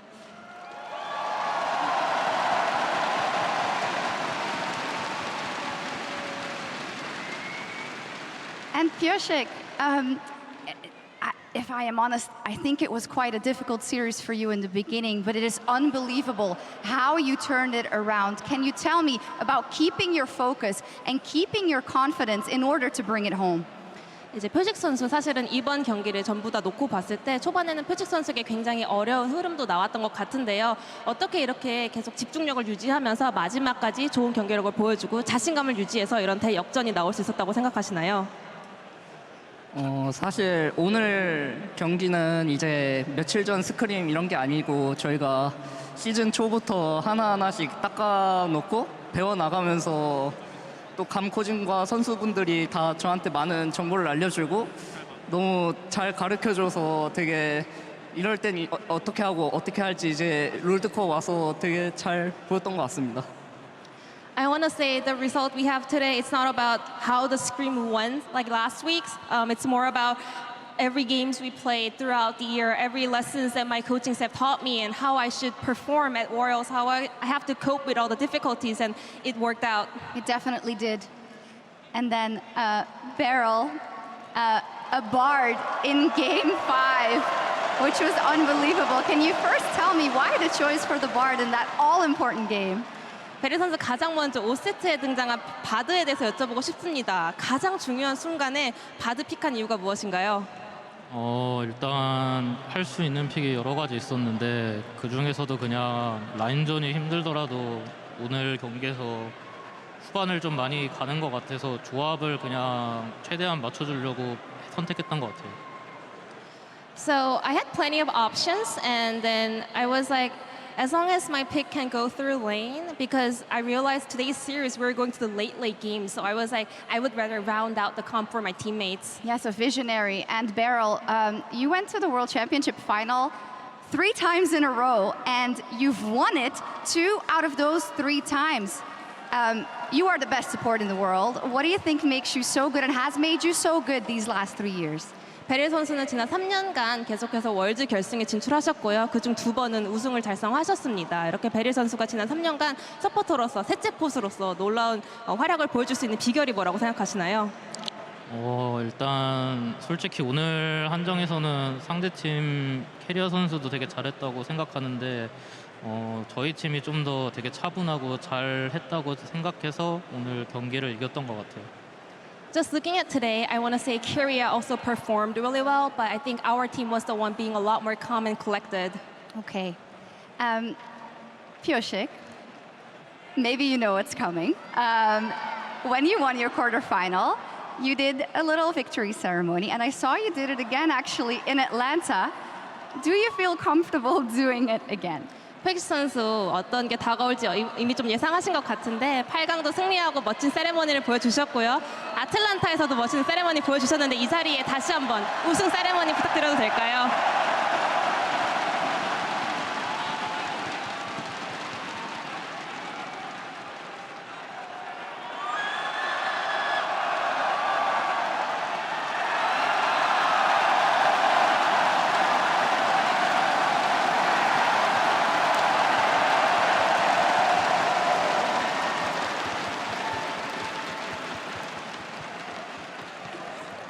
I'm not sure again what it was, but I'm sure we'll find out. Oh, maybe Hecarim. 어떤 세레머니였나요? 헤카림이 이기고 망자의 갑옷까지 얻고 이동 속도 600까지 올라가는 그런 모습이었습니다. It's myself as a Hecarim with the movement speed boost with the E skill, also the active items, and hitting 600 movement speed. Nice.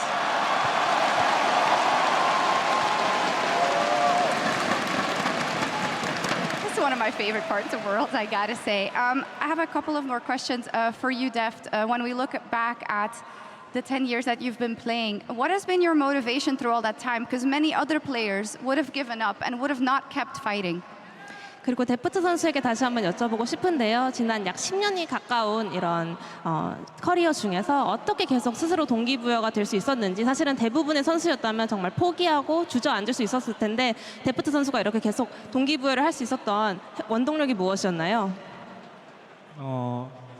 우선 제가 제일 잘할 수 있는 게 롤이고 여기서 마저 제가 최고의 성적을 못 거두고 그만두게 되면은 그냥 앞으로 살면서 무슨 일을 하든 실패할 거라고 생각해서 너무 포기하고 싶었는데 포기할 수가 없었던 것 같아요.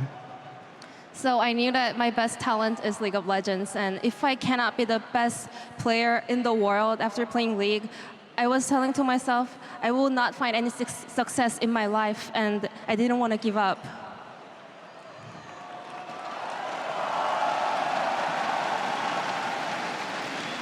And we are very happy for that. Deft, would you like to take this moment to talk to all the fans, not just here supporting you around the world and especially back home in Korea? 마지막으로 이제 여기 있는 많은 팬분들뿐만 아니라 또 한국에 계신 팬분들께 한마디 부탁드립니다.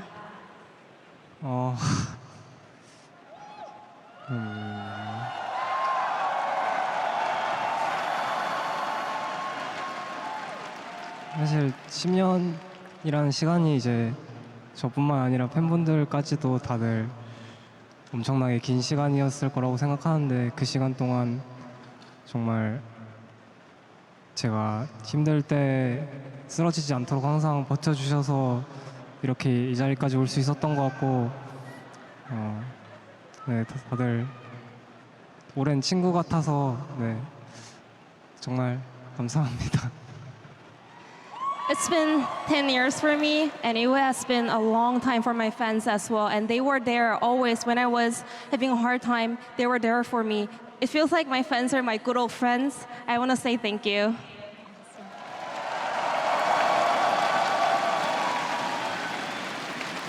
And well, while the Summoners Cup has a new home for next year, there's still one more honor left to award this evening. Experts from every competitive region around the world have weighed in, and now it is time to meet the 2022 OnePlus Finals MVP.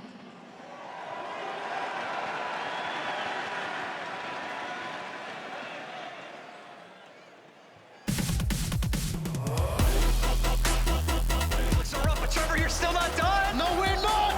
Way away. Will he survive? Counter strike stone. Counter jump. Now steps forward. Hop, skip, jump. Kingen first blood. DRX. Rowe can be like, yo, 5v2, 2 picks. Trimby should know. Trimby saw them. I think he saw them come in. The fabled support Heimerdinger Death Brush, though. We finally got it. Stays alive. Double stun. Death will not fall. Zeka will not allow it. Going with the quadra kill in his first ever World Championship. And now Pioshik is here and Mark is in trouble. Zeka arrives and he has the solo multi-jack. He's gonna go down.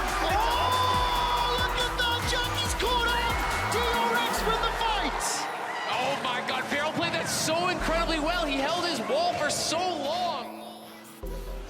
And he's gonna burn the stopwatch now as well. Flandre needs to live, get the bit of healing, but it's not gonna be enough.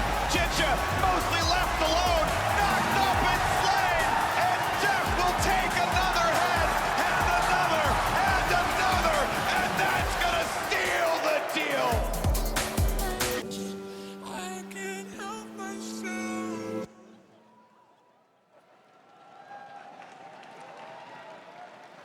It is my pleasure to introduce your 2022 OnePlus Finals MVP, Kingen!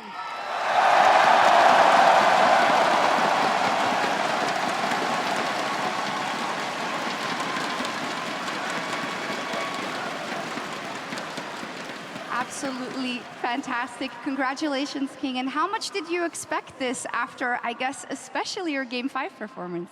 킹겐 선수 정말 축하드립니다. MVP에 선정되실 것을 어느 정도 예상하셨는지, 특히나 5경기 경기력이 대단하셨는데요. 이렇게 파이널스 MVP에 선정될 걸 예상하셨나요? 예상한 것 같고 그만큼 제가 좀 4, 5경기 때만 되면 항상 뭔가 좀 뭐에 홀린 듯이 좀 검투사 정신이 발휘한 건지 상대를 못 죽이면 내가 죽는다는 마인드로 약간 야수의 심장으로 임하다 보니까 좀 마지막에 포텐이 좀 많이 터진 것 같아요. I kind of saw it coming because whenever I had the game 4 and 5, I become a duelist, you know. I go all in or go home, you know. I always look for fights. I become a beast. And then I was able to get this, you know, performance. Unbelievable. He was a beast indeed. Kingen, when you look at kind of the whole year and the struggles that DRX has had, but also the fact that you never let up and you always kept achieving your goals even though people counted you out. How do you look back on the journey you have traveled this entire year? 그러면 킹겐 선수 올 한 해 여정 어떻게 돌아보시는지 궁금합니다. 사실은 많은 분들이 또 의심을 하기도 했고 많은 분들이 응원을 보내주지 않은 순간도 있었는데 올 한 해 여정을 놓고 보면 어떤 감상이 드시나요? 제가 정규 시즌 때부터 지금 이 자리에 있기까지 제가 사실 좀 생긴 거랑은 다르게 되게 뭔가를 추진하는 거에 대해서 굉장히 고민도 많이 하고 뭔가 많이 망설이는 성격 때문에 뭔가 보시는 분들도 좀 많이 답답한 장면이라든지 좀 아쉬운 장면이 많이 나왔던 것 같은데 좀 이제 월즈로 오게 되면서 이제 감독님이 항상 하시던 말이 이 승부의 세계에서는 망설이는 사람이 지게 된다고, 그렇다고 이제 막 생각 없이 하는 건 아닌데 이제 망설이는 사람이 진다 이 말을 되게 많이 해주셨단 말이에요. 그게 제 플레이에 많이 영향을 준 것 같고 그래서 오늘 과감한 플레이도 좀 잘 성공을 해서 이런 자리까지 만들어진 거라고 생각합니다. Throughout the domestic league, I'm pretty sure that I was underperforming because unlike how I look, I actually hesitate a lot. You know, I know a lot of fans were also frustrated because I was not giving a go for the aggressive plays. But heading into this Worlds, our coach Song, he always told me the one who hesitates is the one that loses, and that has become a motto for my play. That has impacted my play the most, and I always kept that in mind. And today, I was able to pull off the aggressive moves. Okay. Awesome to also credit the coaching staff, which are always so important in these victories. So I want to give you the floor to maybe say something about all the people that surround DRX and make sure that you can play your best game. 그렇다면 이제 DRX에 계시면서 이제 킹겐 선수가 최고의 퍼포먼스를 보여줄 수 있게 도와주신 모든 분들께 혹시 하고 싶은 말씀이 있는지 궁금합니다. 어떻게 보면 식상할 수도 있지만 제가 힘들 때부터 좀 보시느라 힘들었던 우리 엄마 아빠랑 그리고 우리 할머니랑 할아버지까지 너무 고맙고 그리고 이제 봐주셨던 팬들도 좀 많이 감사하고 제가 막상 이런 멘트를 좀 준비해 오면 뭔가 잘 할 수 있을 것 같았는데 막상 좀 잘 안 되네요. 그래서 마지막으로 하고 싶은 말은 그냥 제 주위에 있었던 모든 사람들한테 너무 기다려줘서 고맙다는 말 하고 싶고 이번에 우승했지만 이제 내년도 절대 자만하지 않고 항상 배운다는 마음가짐으로 내년도 화이팅 해보겠습니다. 감사합니다. This might sound a little bit boring, but first off, I want to start off by saying thank you to my mom and dad, and also my grandma and grandpa, who has been supporting me throughout all this time, and also all the fans who have supported me. And I want to say, everyone that was around me, who supported me, and who was just like being next to me, watching me become a professional player and supporting me, I want to say thank you for following my journey. And I thought of preparing a script for this to be better at it, and it's harder than I expected. But yeah, I want to say thank you to all the people that were around me. Thank you. I think he did great, for sure. Fans in San Francisco and everybody around the world, join me once again in congratulating your 2022 OnePlus Finals MVP, Kingen. And now you can rejoin your team and raise the Summoners Cup crafted by Tiffany & Co. one more last time as the League of Legends World Champions. 이제 팀원분들과 함께 트로피를 들어올리면서 우승의 순간을 만끽하도록 하겠습니다. 감사합니다.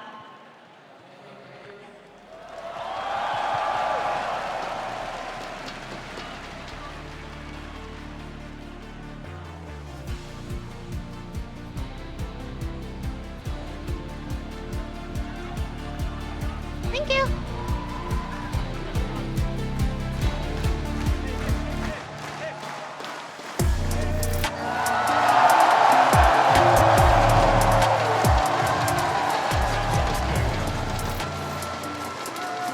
And there you have it. DRX will not be denied. Deft will not be denied. His world championship. It went the distance. They were pushed in every possible way.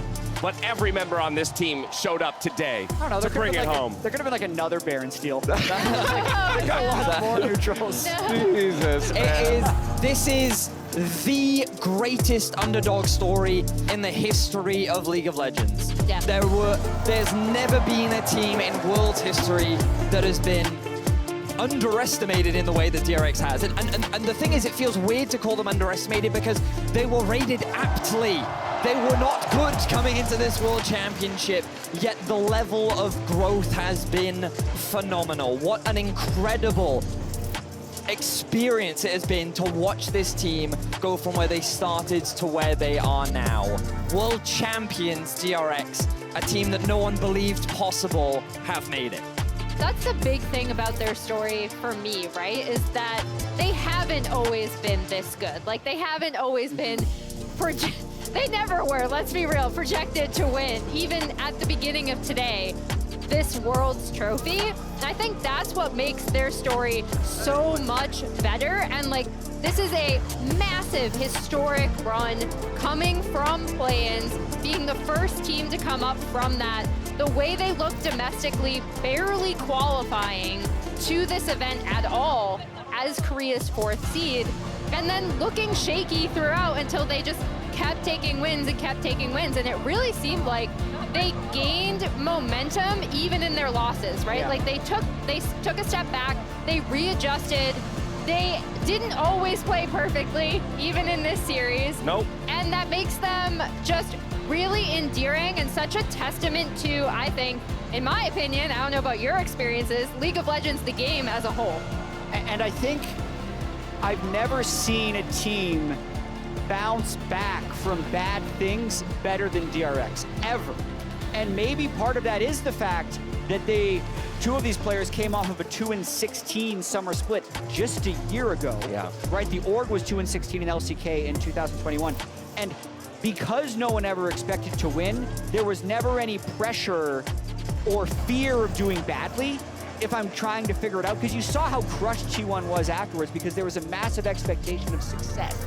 Yeah. But for DRX, I feel like they were able to enter this amazing mode where it did not matter how many obstacles were thrown in their way, because if they hit it, oh well, right? Life will go on, and because they had that mindset, they were able to overcome more adversity than any other team ever. I think it didn't start that way though, because they themselves talked about how like, oh, scrims are going poorly.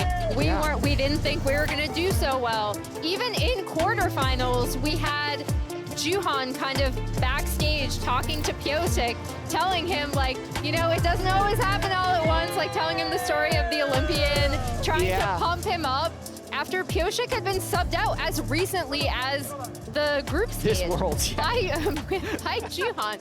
So like, I think, I don't know, the thing that makes their story so phenomenal for me, and I hope the thing that people don't rewrite when they look back on this is like, oh, they were always supposed to be this good, because they absolutely were not. Ask anyone who watched them in the LCK this year.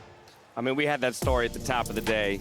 Pyosik going from streamer, one-trick Kindred to pro player. Chat telling him, hey, you want a Kindred skin? You don't think there's enough? Go make one.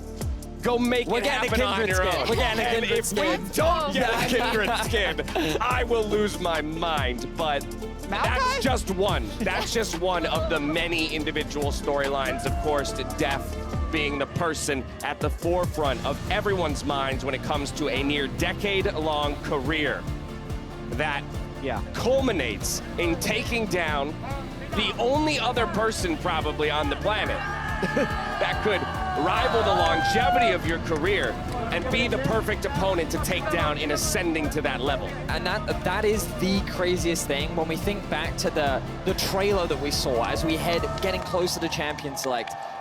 Deft was saying, I wanted to be the best guy in this school. I wanted to be the best. It took him 10 years, and it took a world championship, but now he finally gets to say, I was better than that guy. And I love the way that he said it as well. He wanted to come on this stage and say, I'm the best in the world, but it wasn't about that anymore. It wasn't about him being the best in the world. It was about being a part of the best team. And when you hear about the environment that these players have built for themselves, the journey that they've taken together, where they never created this expectation where they needed to win, it was just put everything on the table and put it all on the Rift, and just walk away feeling happy and accomplished. And that was the mindset that resulted in them being world champions. And to that end, Emily, I think we got to talk about our MVP of the series in Kingin. So much of this tournament, when it was top laners, it was Zeus. It was 369. The conversation was not about this guy at any point until the finals. And then he showed up in the biggest possible way. Is this where I get to put my KT fan hat on? Throw it on. Hey, KT made Throw it on. I do think, though, that we touched upon the fact that it's not just that people were not really looking at Kingin because he wasn't necessarily a massive part of their wins when they did win. But the fact that he had a similar kind of like hype around his debut. When he was a trainee, people were looking at him to kind of be the next really good top laner, or potentially be the next really good top laner. I gotta love it. All the players hitting the floor in this moment. They must be exhausted. I can't imagine the exhaustion you're feeling after a 5-game series like that. But like I said, like I was talking to Chronicler, LCK caster, during the game 5, and we were just like, they're playing through Kingen, like they're playing through topside, and that's this team in their evolution throughout this event, you know? Put him on Aatrox, he can deliver. We talked about how important that pick was going to be. You know what? And the tournament came full circle. Aatrox. And Maokai. And Maokai came back. Maokai came back. When everything was on the line, 100% presence, Aatrox is there to save the day. And I'm so happy that we went through the lane by lane, and something we talked about, Dash, was very much that we need to see Kingen get to the level of Zeus. And if you had told me, let alone the whole DRX winning Worlds thing, that coming into today, that Kingen would gap Zeus, solo kill him in game 5, I would have said, okay, bro, come on. Like, there's one thing with it. Behind us, taking a much-deserved bow to still many cheers of the remaining fans. But it's been an incredible run. Series ended over a half hour ago at this point, and people are still here to cheer on their world champions here. I think it might be wise, as we see the team making their exit, for us to relive some of the moments of this series and talk through them, because it did go the distance. It went the whole way. With blue side, I'll remind everybody, as Pyosik goes for the That man run. on your screen has impeccable mental, can I just say? Impeccable mental. Also, we were talking about everyone else being exhausted, and then this guy's like, Pyosik's like, I'm gonna do laps, guys. I played Hecarim, okay? I'm gonna do some laps. What a force for positivity in that team. You talk about mental, I think you're right. When you see his smile, that's infectious. Well, and like he was getting absolutely destroyed for missing those smites and like not syncing up with Def's Kalista, right? And that was one of the reasons why they lost that game. And then to come back and just be like, yeah, it's fine. Like, I'm good. I couldn't do that. I don't have that mental. Give me the horse. A horse is a horse, of course, and I'm gonna run people over. It is bittersweet because, so bittersweet. Because on the one hand, like, I was fully bought into the underdog story, right? And seeing the rise from play-ins all the way to finals. But on the other side, it was Faker who was defeated. And this could have been his 4-piece, this could have been his 4th title. And like, you can see how much it meant to the players. And like, it was heartbreaking. My heart broke for Carrie. It was so painful to watch them, and you know how hard they've tried, and what an incredible year for such young players as well. But you know that the burden and the responsibility that rests on their shoulders is just so high, considering it is the T1 legacy that you have to give credit. Like, they had a phenomenal series, and Keria had an incredible best of 5. Yeah, and it was T1, if we all recall, that struck first blood 5-6 hours ago here at the Chase Center. Dash, that was their first mistake. They just made DRX stronger by beating them the first time. If they let DRX get up in the series, then maybe it comes down to, in all seriousness, DRX shows the adaptability as we talked about so much. But let's not forget how close this really was. Game 1 was fairly one-sided in the favor of T1.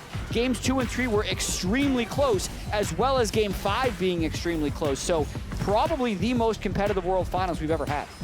I can't think of a more competitive World Finals. Like, there were a few Emeralds. Emily, you mentioned earlier. By Def. That was to keep this series not being 2-0 up T1. Yeah. Oh, man. But yeah, Emily, you mentioned earlier, like, even last year's EDG versus Damwon final, that went all 5 games. Like, obviously an incredibly competitive series. That one was. We also managed to see, T1 versus Samsung many years ago. Like, that was also an incredible final. Very few finals actually go the full distance. But to have a series like this just goes to, like, both teams putting everything on the table. I think the big thing for me, as we run through the Baron Steel highlights, I think the big thing for me as well is, like you said, it's not just that it went to 5 games, but kind of reflecting how close, oh God, it hurts, some of these games were, right? And like what they came down to. And then, by contrast, how, again, here we see the DRX recovery, how they were able to recover, take that Game 5, and have it still be just such a remarkably close series. What I loved was that it wasn't clean league. Like, in my opinion, like, I got a bunch of tweets as well being like, these guys are playing like bronze. Like, this is meant By to the be. way, I'm like, I hate that phrase to begin with, clean league, because clean league, you can't play clean league if both teams are playing well. Because that's somebody's the got to thing. kill the other person. I think that what league is inherently is, well, some people look at it as like who makes the fewest number of mistakes. Sure. And in one argument, like that's where we see some of the crisp, like old school Korean dominance, where like they made no mistakes, Right. but they constantly Start to punish finish. their opposition. Well, that's Whereas not this, exciting. This to me felt like an expression of like people just trying to do stuff. Right, and I know I was going to say a naughty word. Okay, I'll say it. They were just trying. They were throwing everything at the wall. Okay, Yeah, like there you it was crazy to see like so many individuals stepped up at so many different moments. Like think of Faker game 1, dived into 3 people just to get a kill on the support, managed to get out with his life. Zeka and Hecarim in the 5th game with their dive in the flank that got caught out. Like this steal, like it was just so many insane plays from start to finish. And yeah, that's so remarkable about this series that there were so many individual moments for all team members, right? And both of these teams have evolved so much in terms of their macro understanding, their map movements, even the setup for this Drake from DRX. You could see this wasn't something they would have been able to pull off in the domestic season, I don't think.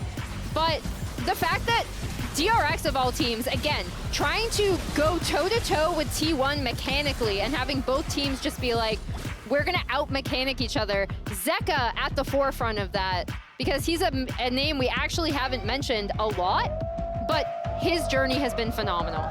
Just scrolling through some of the many conversations that were happening on Twitter throughout this series. Jad, I know it's a minor point, but it feels so right that DRX was able to get it done in the 5th game from the red side. True. It just backs up again this idea of the underdog story and everyone and everything kind of being against them, and that only one game in this series was won by a red-sided team, and it was the deciding game by leaving up the Caitlyn, playing some mind games, right, as well, and still being able to secure it for yourselves. It's just so spectacular to see. The draft game 5 mind games were crazy. Like so good. giving away Caitlyn, and honestly, we talked about it, right? Where it was just kind of like you're putting $1 million on the table, right? Like that's a trick. That's a trick. It's like we're just right there. Just take it. But honestly, the karma was really effective at keeping the Caitlyn out of the game if T1 could have won the game before 38 minutes. I want to jump back to something you said, Vedius, in terms of for people that would say this wasn't like a clean series. Like if this isn't, I'm going to interchange words, clean and good. Like if the 2 best teams in the world isn't good league, I'm sorry, you're probably not the fan that we're going for. Well, then I don't know what good league is, and I don't want good league. Good, also, good league is wrong in that case because Right. it's the 2 best teams in the moment. This is American sports reference, but for people like maybe Vedius even knows this. The helmet catch. You can leave. Did you ever see the helmet catch? No, he didn't. No, American Sports Reference. wow, and okay. It's actually because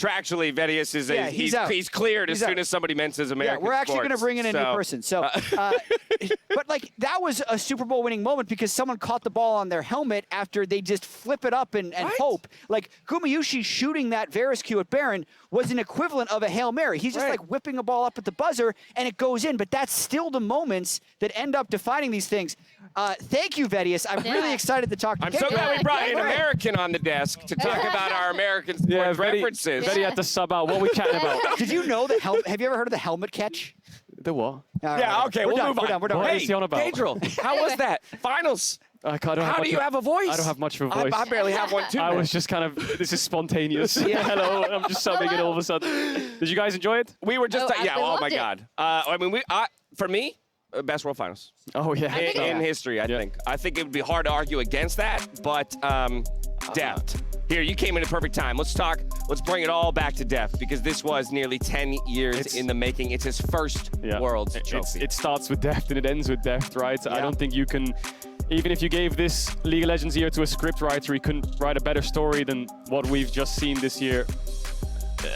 Yeah, that's the nice thing about sports is because actually you can try writing the script, and if you write this, you're like, it's too easy. Yeah. It never happened. The 2 guys from the same high school coming back 10 years later and winning. You wouldn't do that. I said this to Emily. I was like, Piosik's a world champion. You know, if you told me that last year that he's going to be a world champion next year, After 2 and 16, I'd send you to the loony house if you said that last year.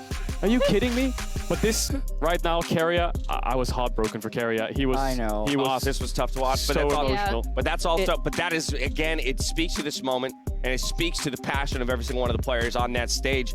There's going to be 5 unhappy people at the end of every series, and unfortunately, this time it fell the way of T1 to take the loss. Yeah, Defts had to see so many of his former teammates win without him, right? Chovy, EDG won a World Championship without him. It's his turn. And now Keria has to be the one to watch Deft win without him. When they said together, they promised each other they'd win. Do it. Tugs at my heartstrings, Somebody had to win. The back-to-back EDG winning Worlds and then Deft winning it the next year. I think to return to that idea of like perfect league though, and what makes sports in general so amazing for me, is that if you're playing League perfectly, it can't be played by humans. Yeah. Like if you are a human being, you cannot play it out. So there's always going to be mistakes. There's always going to be moments where you're looking at it, you're like, this shouldn't have happened, and here's why it did. And if people play perfectly, if they were able to, you don't get a stage like this. Exactly. You don't get a DRX story. Like, how can you not love this story of Deft finally winning after so many years? I've look at been that hug. watching him Yeah. since 2013. Human error is what makes this game beautiful. If everything was perfect, everything would be boring. Exactly. No one would enjoy it. So much mutual respect with these guys too, right? Like Keria. the fact that I feel like Piosik teared up seeing Kiria's pain. Oh, right? 'Cause absolutely. It's so many conflicting emotions, and I feel like that's what Zetka and Deft are all talking about. Like they're crying, but they're so happy. So it's just. I mean, they came up together. Yeah. Like they played together previously. Deft nurtured him and grew it. By the way, brand new trophy, first team to lift it. That's got to feel good too, right? A little bit of a change in style. Do you think of the iterations teams like Longzhou and Kingzone had with like BDD and Khan on the rise, you know, first seeded Worlds, I think it was 2016, 2017, they're going to win. And the one team you doubt the most is the one that does it for them. It's unbelievable. Beryl is 1 Worlds away from tying Faker. In terms of all, in terms of all time, in terms Beryl of all is time, such a legend. He's What a also, such a legend. So first of all, he's also 3 in a row. the second player to ever win Worlds on 2 different teams. The first one being Duke, Right. on SKT, Oh, yeah. and then IG. And then also, aren't we super glad that he was able to connect to Genshin Impact, because apparently. Yeah, apparently That's how he wins world championships, yeah, I'm he was telling having you. some trouble getting connected the over here. LCK casters apparently helped him out, so Oh, good. good on you. Glad we got that solved. All right, an enormous thank you to the fans everywhere for celebrating Worlds with us today, no matter where you are. While it's been an incredible opportunity to reunite with fans here in person, community is the crown jewel of everything that we do, and it has been an honor to share the day with fans around the world. Here are just some of the samplings of photos that we got from fans all across the globe. That's outside here. That is also part of the globe, chat. True, so, true. but then many a movie theater packed with fans. It's like a living room right Living there, rooms too. right there as well. Gotta love it. Yeah. Gotta love it. Got the snacks ready. Oh, they got a cinema. Yeah, they have a Look at theater. those seats. That looks comfy, doesn't I it? know. Just about it. It's just like you're here. Yeah. Oh, it's been amazing. I hope everyone at home in the cinemas, together at parties, at your friend's house, you know. Yep. I hope you all enjoyed it, because that was unbelievable. I just like It's seeing. hard not to. For me, I just like seeing smiles on faces and like moments That's like a that. Baron Oh, what a that is such an Yeah. incredible photo. Yeah. But like, because that is it. That's what this is about, is having that shared moment with They everybody. faked that photo. They probably did. Yeah, They I was probably looking at did. the guy closest Yeah, they to me. probably There's did. no way. No, They yeah. The definitely dog did. wasn't losing it either. I feel like Yeah. when you all Oh, lose in yeah, a the room, dog- yeah, the the dog dog just starts also- going crazy, but the That's dog how was you just could tell. sleeping. You thought you fooled us. Yeah, No, it was close. It was We were close. up to you. But I guess the guy in the front ruined it. No. Too good, though. Too good. As long as it's bringing people together and we're having a good time, that's all that matters. Now, though, it's time to get a final word from Faker. Thank you very much. I have Faker here with me and also Helen standing by to help with the translation. First off, Faker, thank you so much for taking this interview. And I'd love to know just generally your thoughts about today and what maybe did not go exactly as planned. 오늘 전반적인 생각이랑 어떤 부분에서 미스가 있었는지에 대해서 여쭤볼게요. 저희가 아무래도 일주일 동안 이전처럼 연습 경기를 하면서 시간을 보내기가 어려웠기 때문에 좀 컨디션 관리나 기본기 쪽에서 많이 좋은 결과를 보여주려고 노력했고 오늘은 좀 여러모로 잘된 부분도 있었지만 좀 부족한 부분이 있어서 패배했다고 생각합니다. So since a week ago, I feel like our practice didn't really go as planned, and there are a lot of challenges that we faced. And I feel like today's match, honestly, there were parts that went well, but a lot of parts that we lacked in. So I think that's what brought this to this result. Okay. It might not feel like it now, but it is still incredibly impressive for you to make it back to this final. What lies in the future? 이제 결과는 좀 아쉽지만 이 결승전까지 올라왔다는 거에 대해서 정말 대단한 것 같아요. 그래서 이제 앞으로 나아가면서 어떤 미래의 계획 있으신가요? 또 다시 준승을 했다는 거는 굉장히 아쉬운 일이지만 이번 경기로 인해서 많은 점들을 배웠고 다음에 제가 더 성장할 수 있는 기회가 될 것 같습니다. 그리고 여기 와주신 팬분들도 굉장히 많이 열심히 응원을 해주셔가지고 다음에도 꼭 와보고 싶습니다. It is a shame that we finished as runner-ups, but there are a lot of things that we learned through this entire tournament. So I hope that we can get back on our feet and do even better in the future. And I would like to also say thank you so much for our fans for cheering for us. They were all so loud and we could hear their energy. They definitely were. We are looking forward to the future as well. 감사합니다. Thank Faker and Helen as well. Back over to you.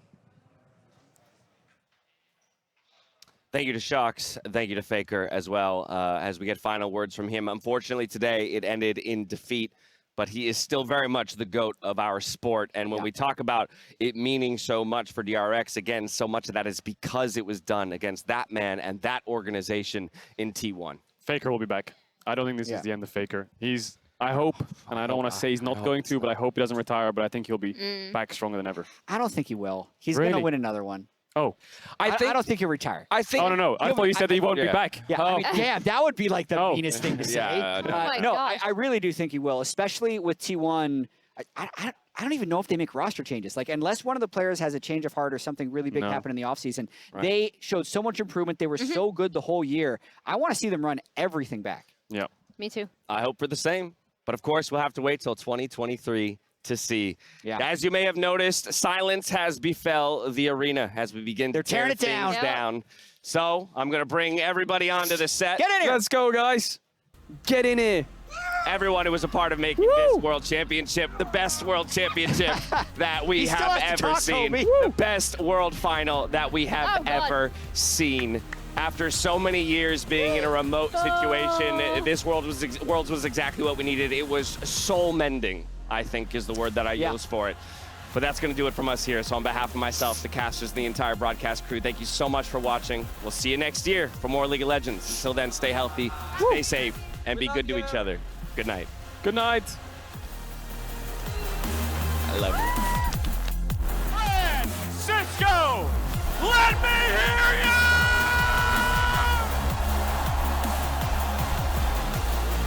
24 teams have done battle over the past 6 weeks to bring us to this day.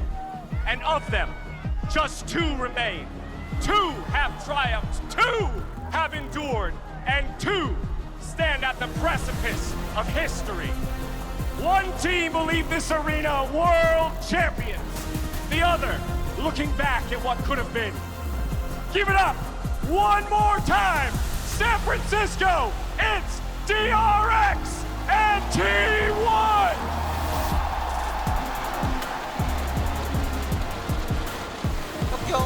합격은 져야 다음 시즌이 있어. 긴장한 사람 없지? 난 진짜 안 했어 근데. 야, 가보자. Baker still pretty far forward. Flash! Spectral ball! And first blood over to Zeka. And Drake secured as Baker goes in. Deft is on the run. 40% HP. Zeus ready for the re-engage. Fate sealed. And Deft is down. Zeus looks for Q3. Zeka goes in with a soul in his ear ulti, but it ain't gonna do a whole lot. They still got a little bit of damage, but it is not enough. Barrel's gonna die. Deft is gonna die. T1 will find the fight and find the win in game 1. Kingen goes in, Owner's the target, but now Zeus is locked down. Carry is here over the wall. It's first blood over to Owner, and T1 are absolutely outplaying. Pioshik will not find the damage yet. He won't find the damage at all. Carrier gets it. Faker goes over the wall. Zeus tries to fight, but the damage pours in. Zeka grabs a third, as they're now going to find Faker here in the bottom lane. Kingen and Deft do the work, and that's money in Deft's pocket. The push continues. Inhibitor falls. DRX want to make it happen. Owner trying to flash in, trying to do it, trying to save it. But no, DRX rise to the occasion. Barrow continues retreating. He's under a lot of threat. The Berserk down on the unkillable Demon King, and he dies here today. Zeka looking to keep the charge going. Baron at 4,000. Zeka ready to use the stolen ulti. He throws Owner away. The Baron is stolen by Owner in a hero moment. T1 is fighting back. The Baron still at 3,000 HP. Definitely gonna go. No way in the world. Death dives next.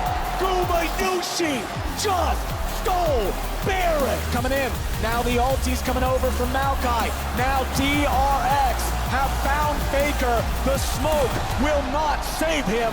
Faker is nearly down. Hostile takeover over the wall. Wish from Soraka will heal the mid laner, but Maokai says no. Kingen chasing him away. Gumayusi goes in. It won't matter. They're done. That's it. DRX are taking us to game 5. One game to decide it all. But right now, it's time for Silver Scrapes.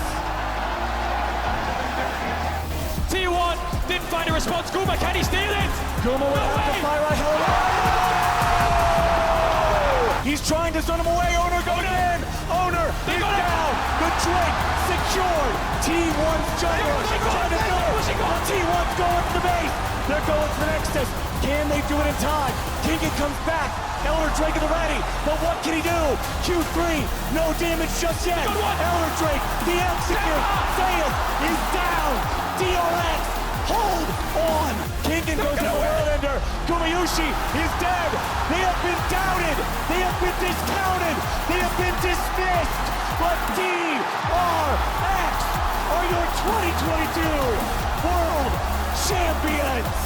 One of the greatest finals in League of Legends history. People are going to be watching that VOD for years to come.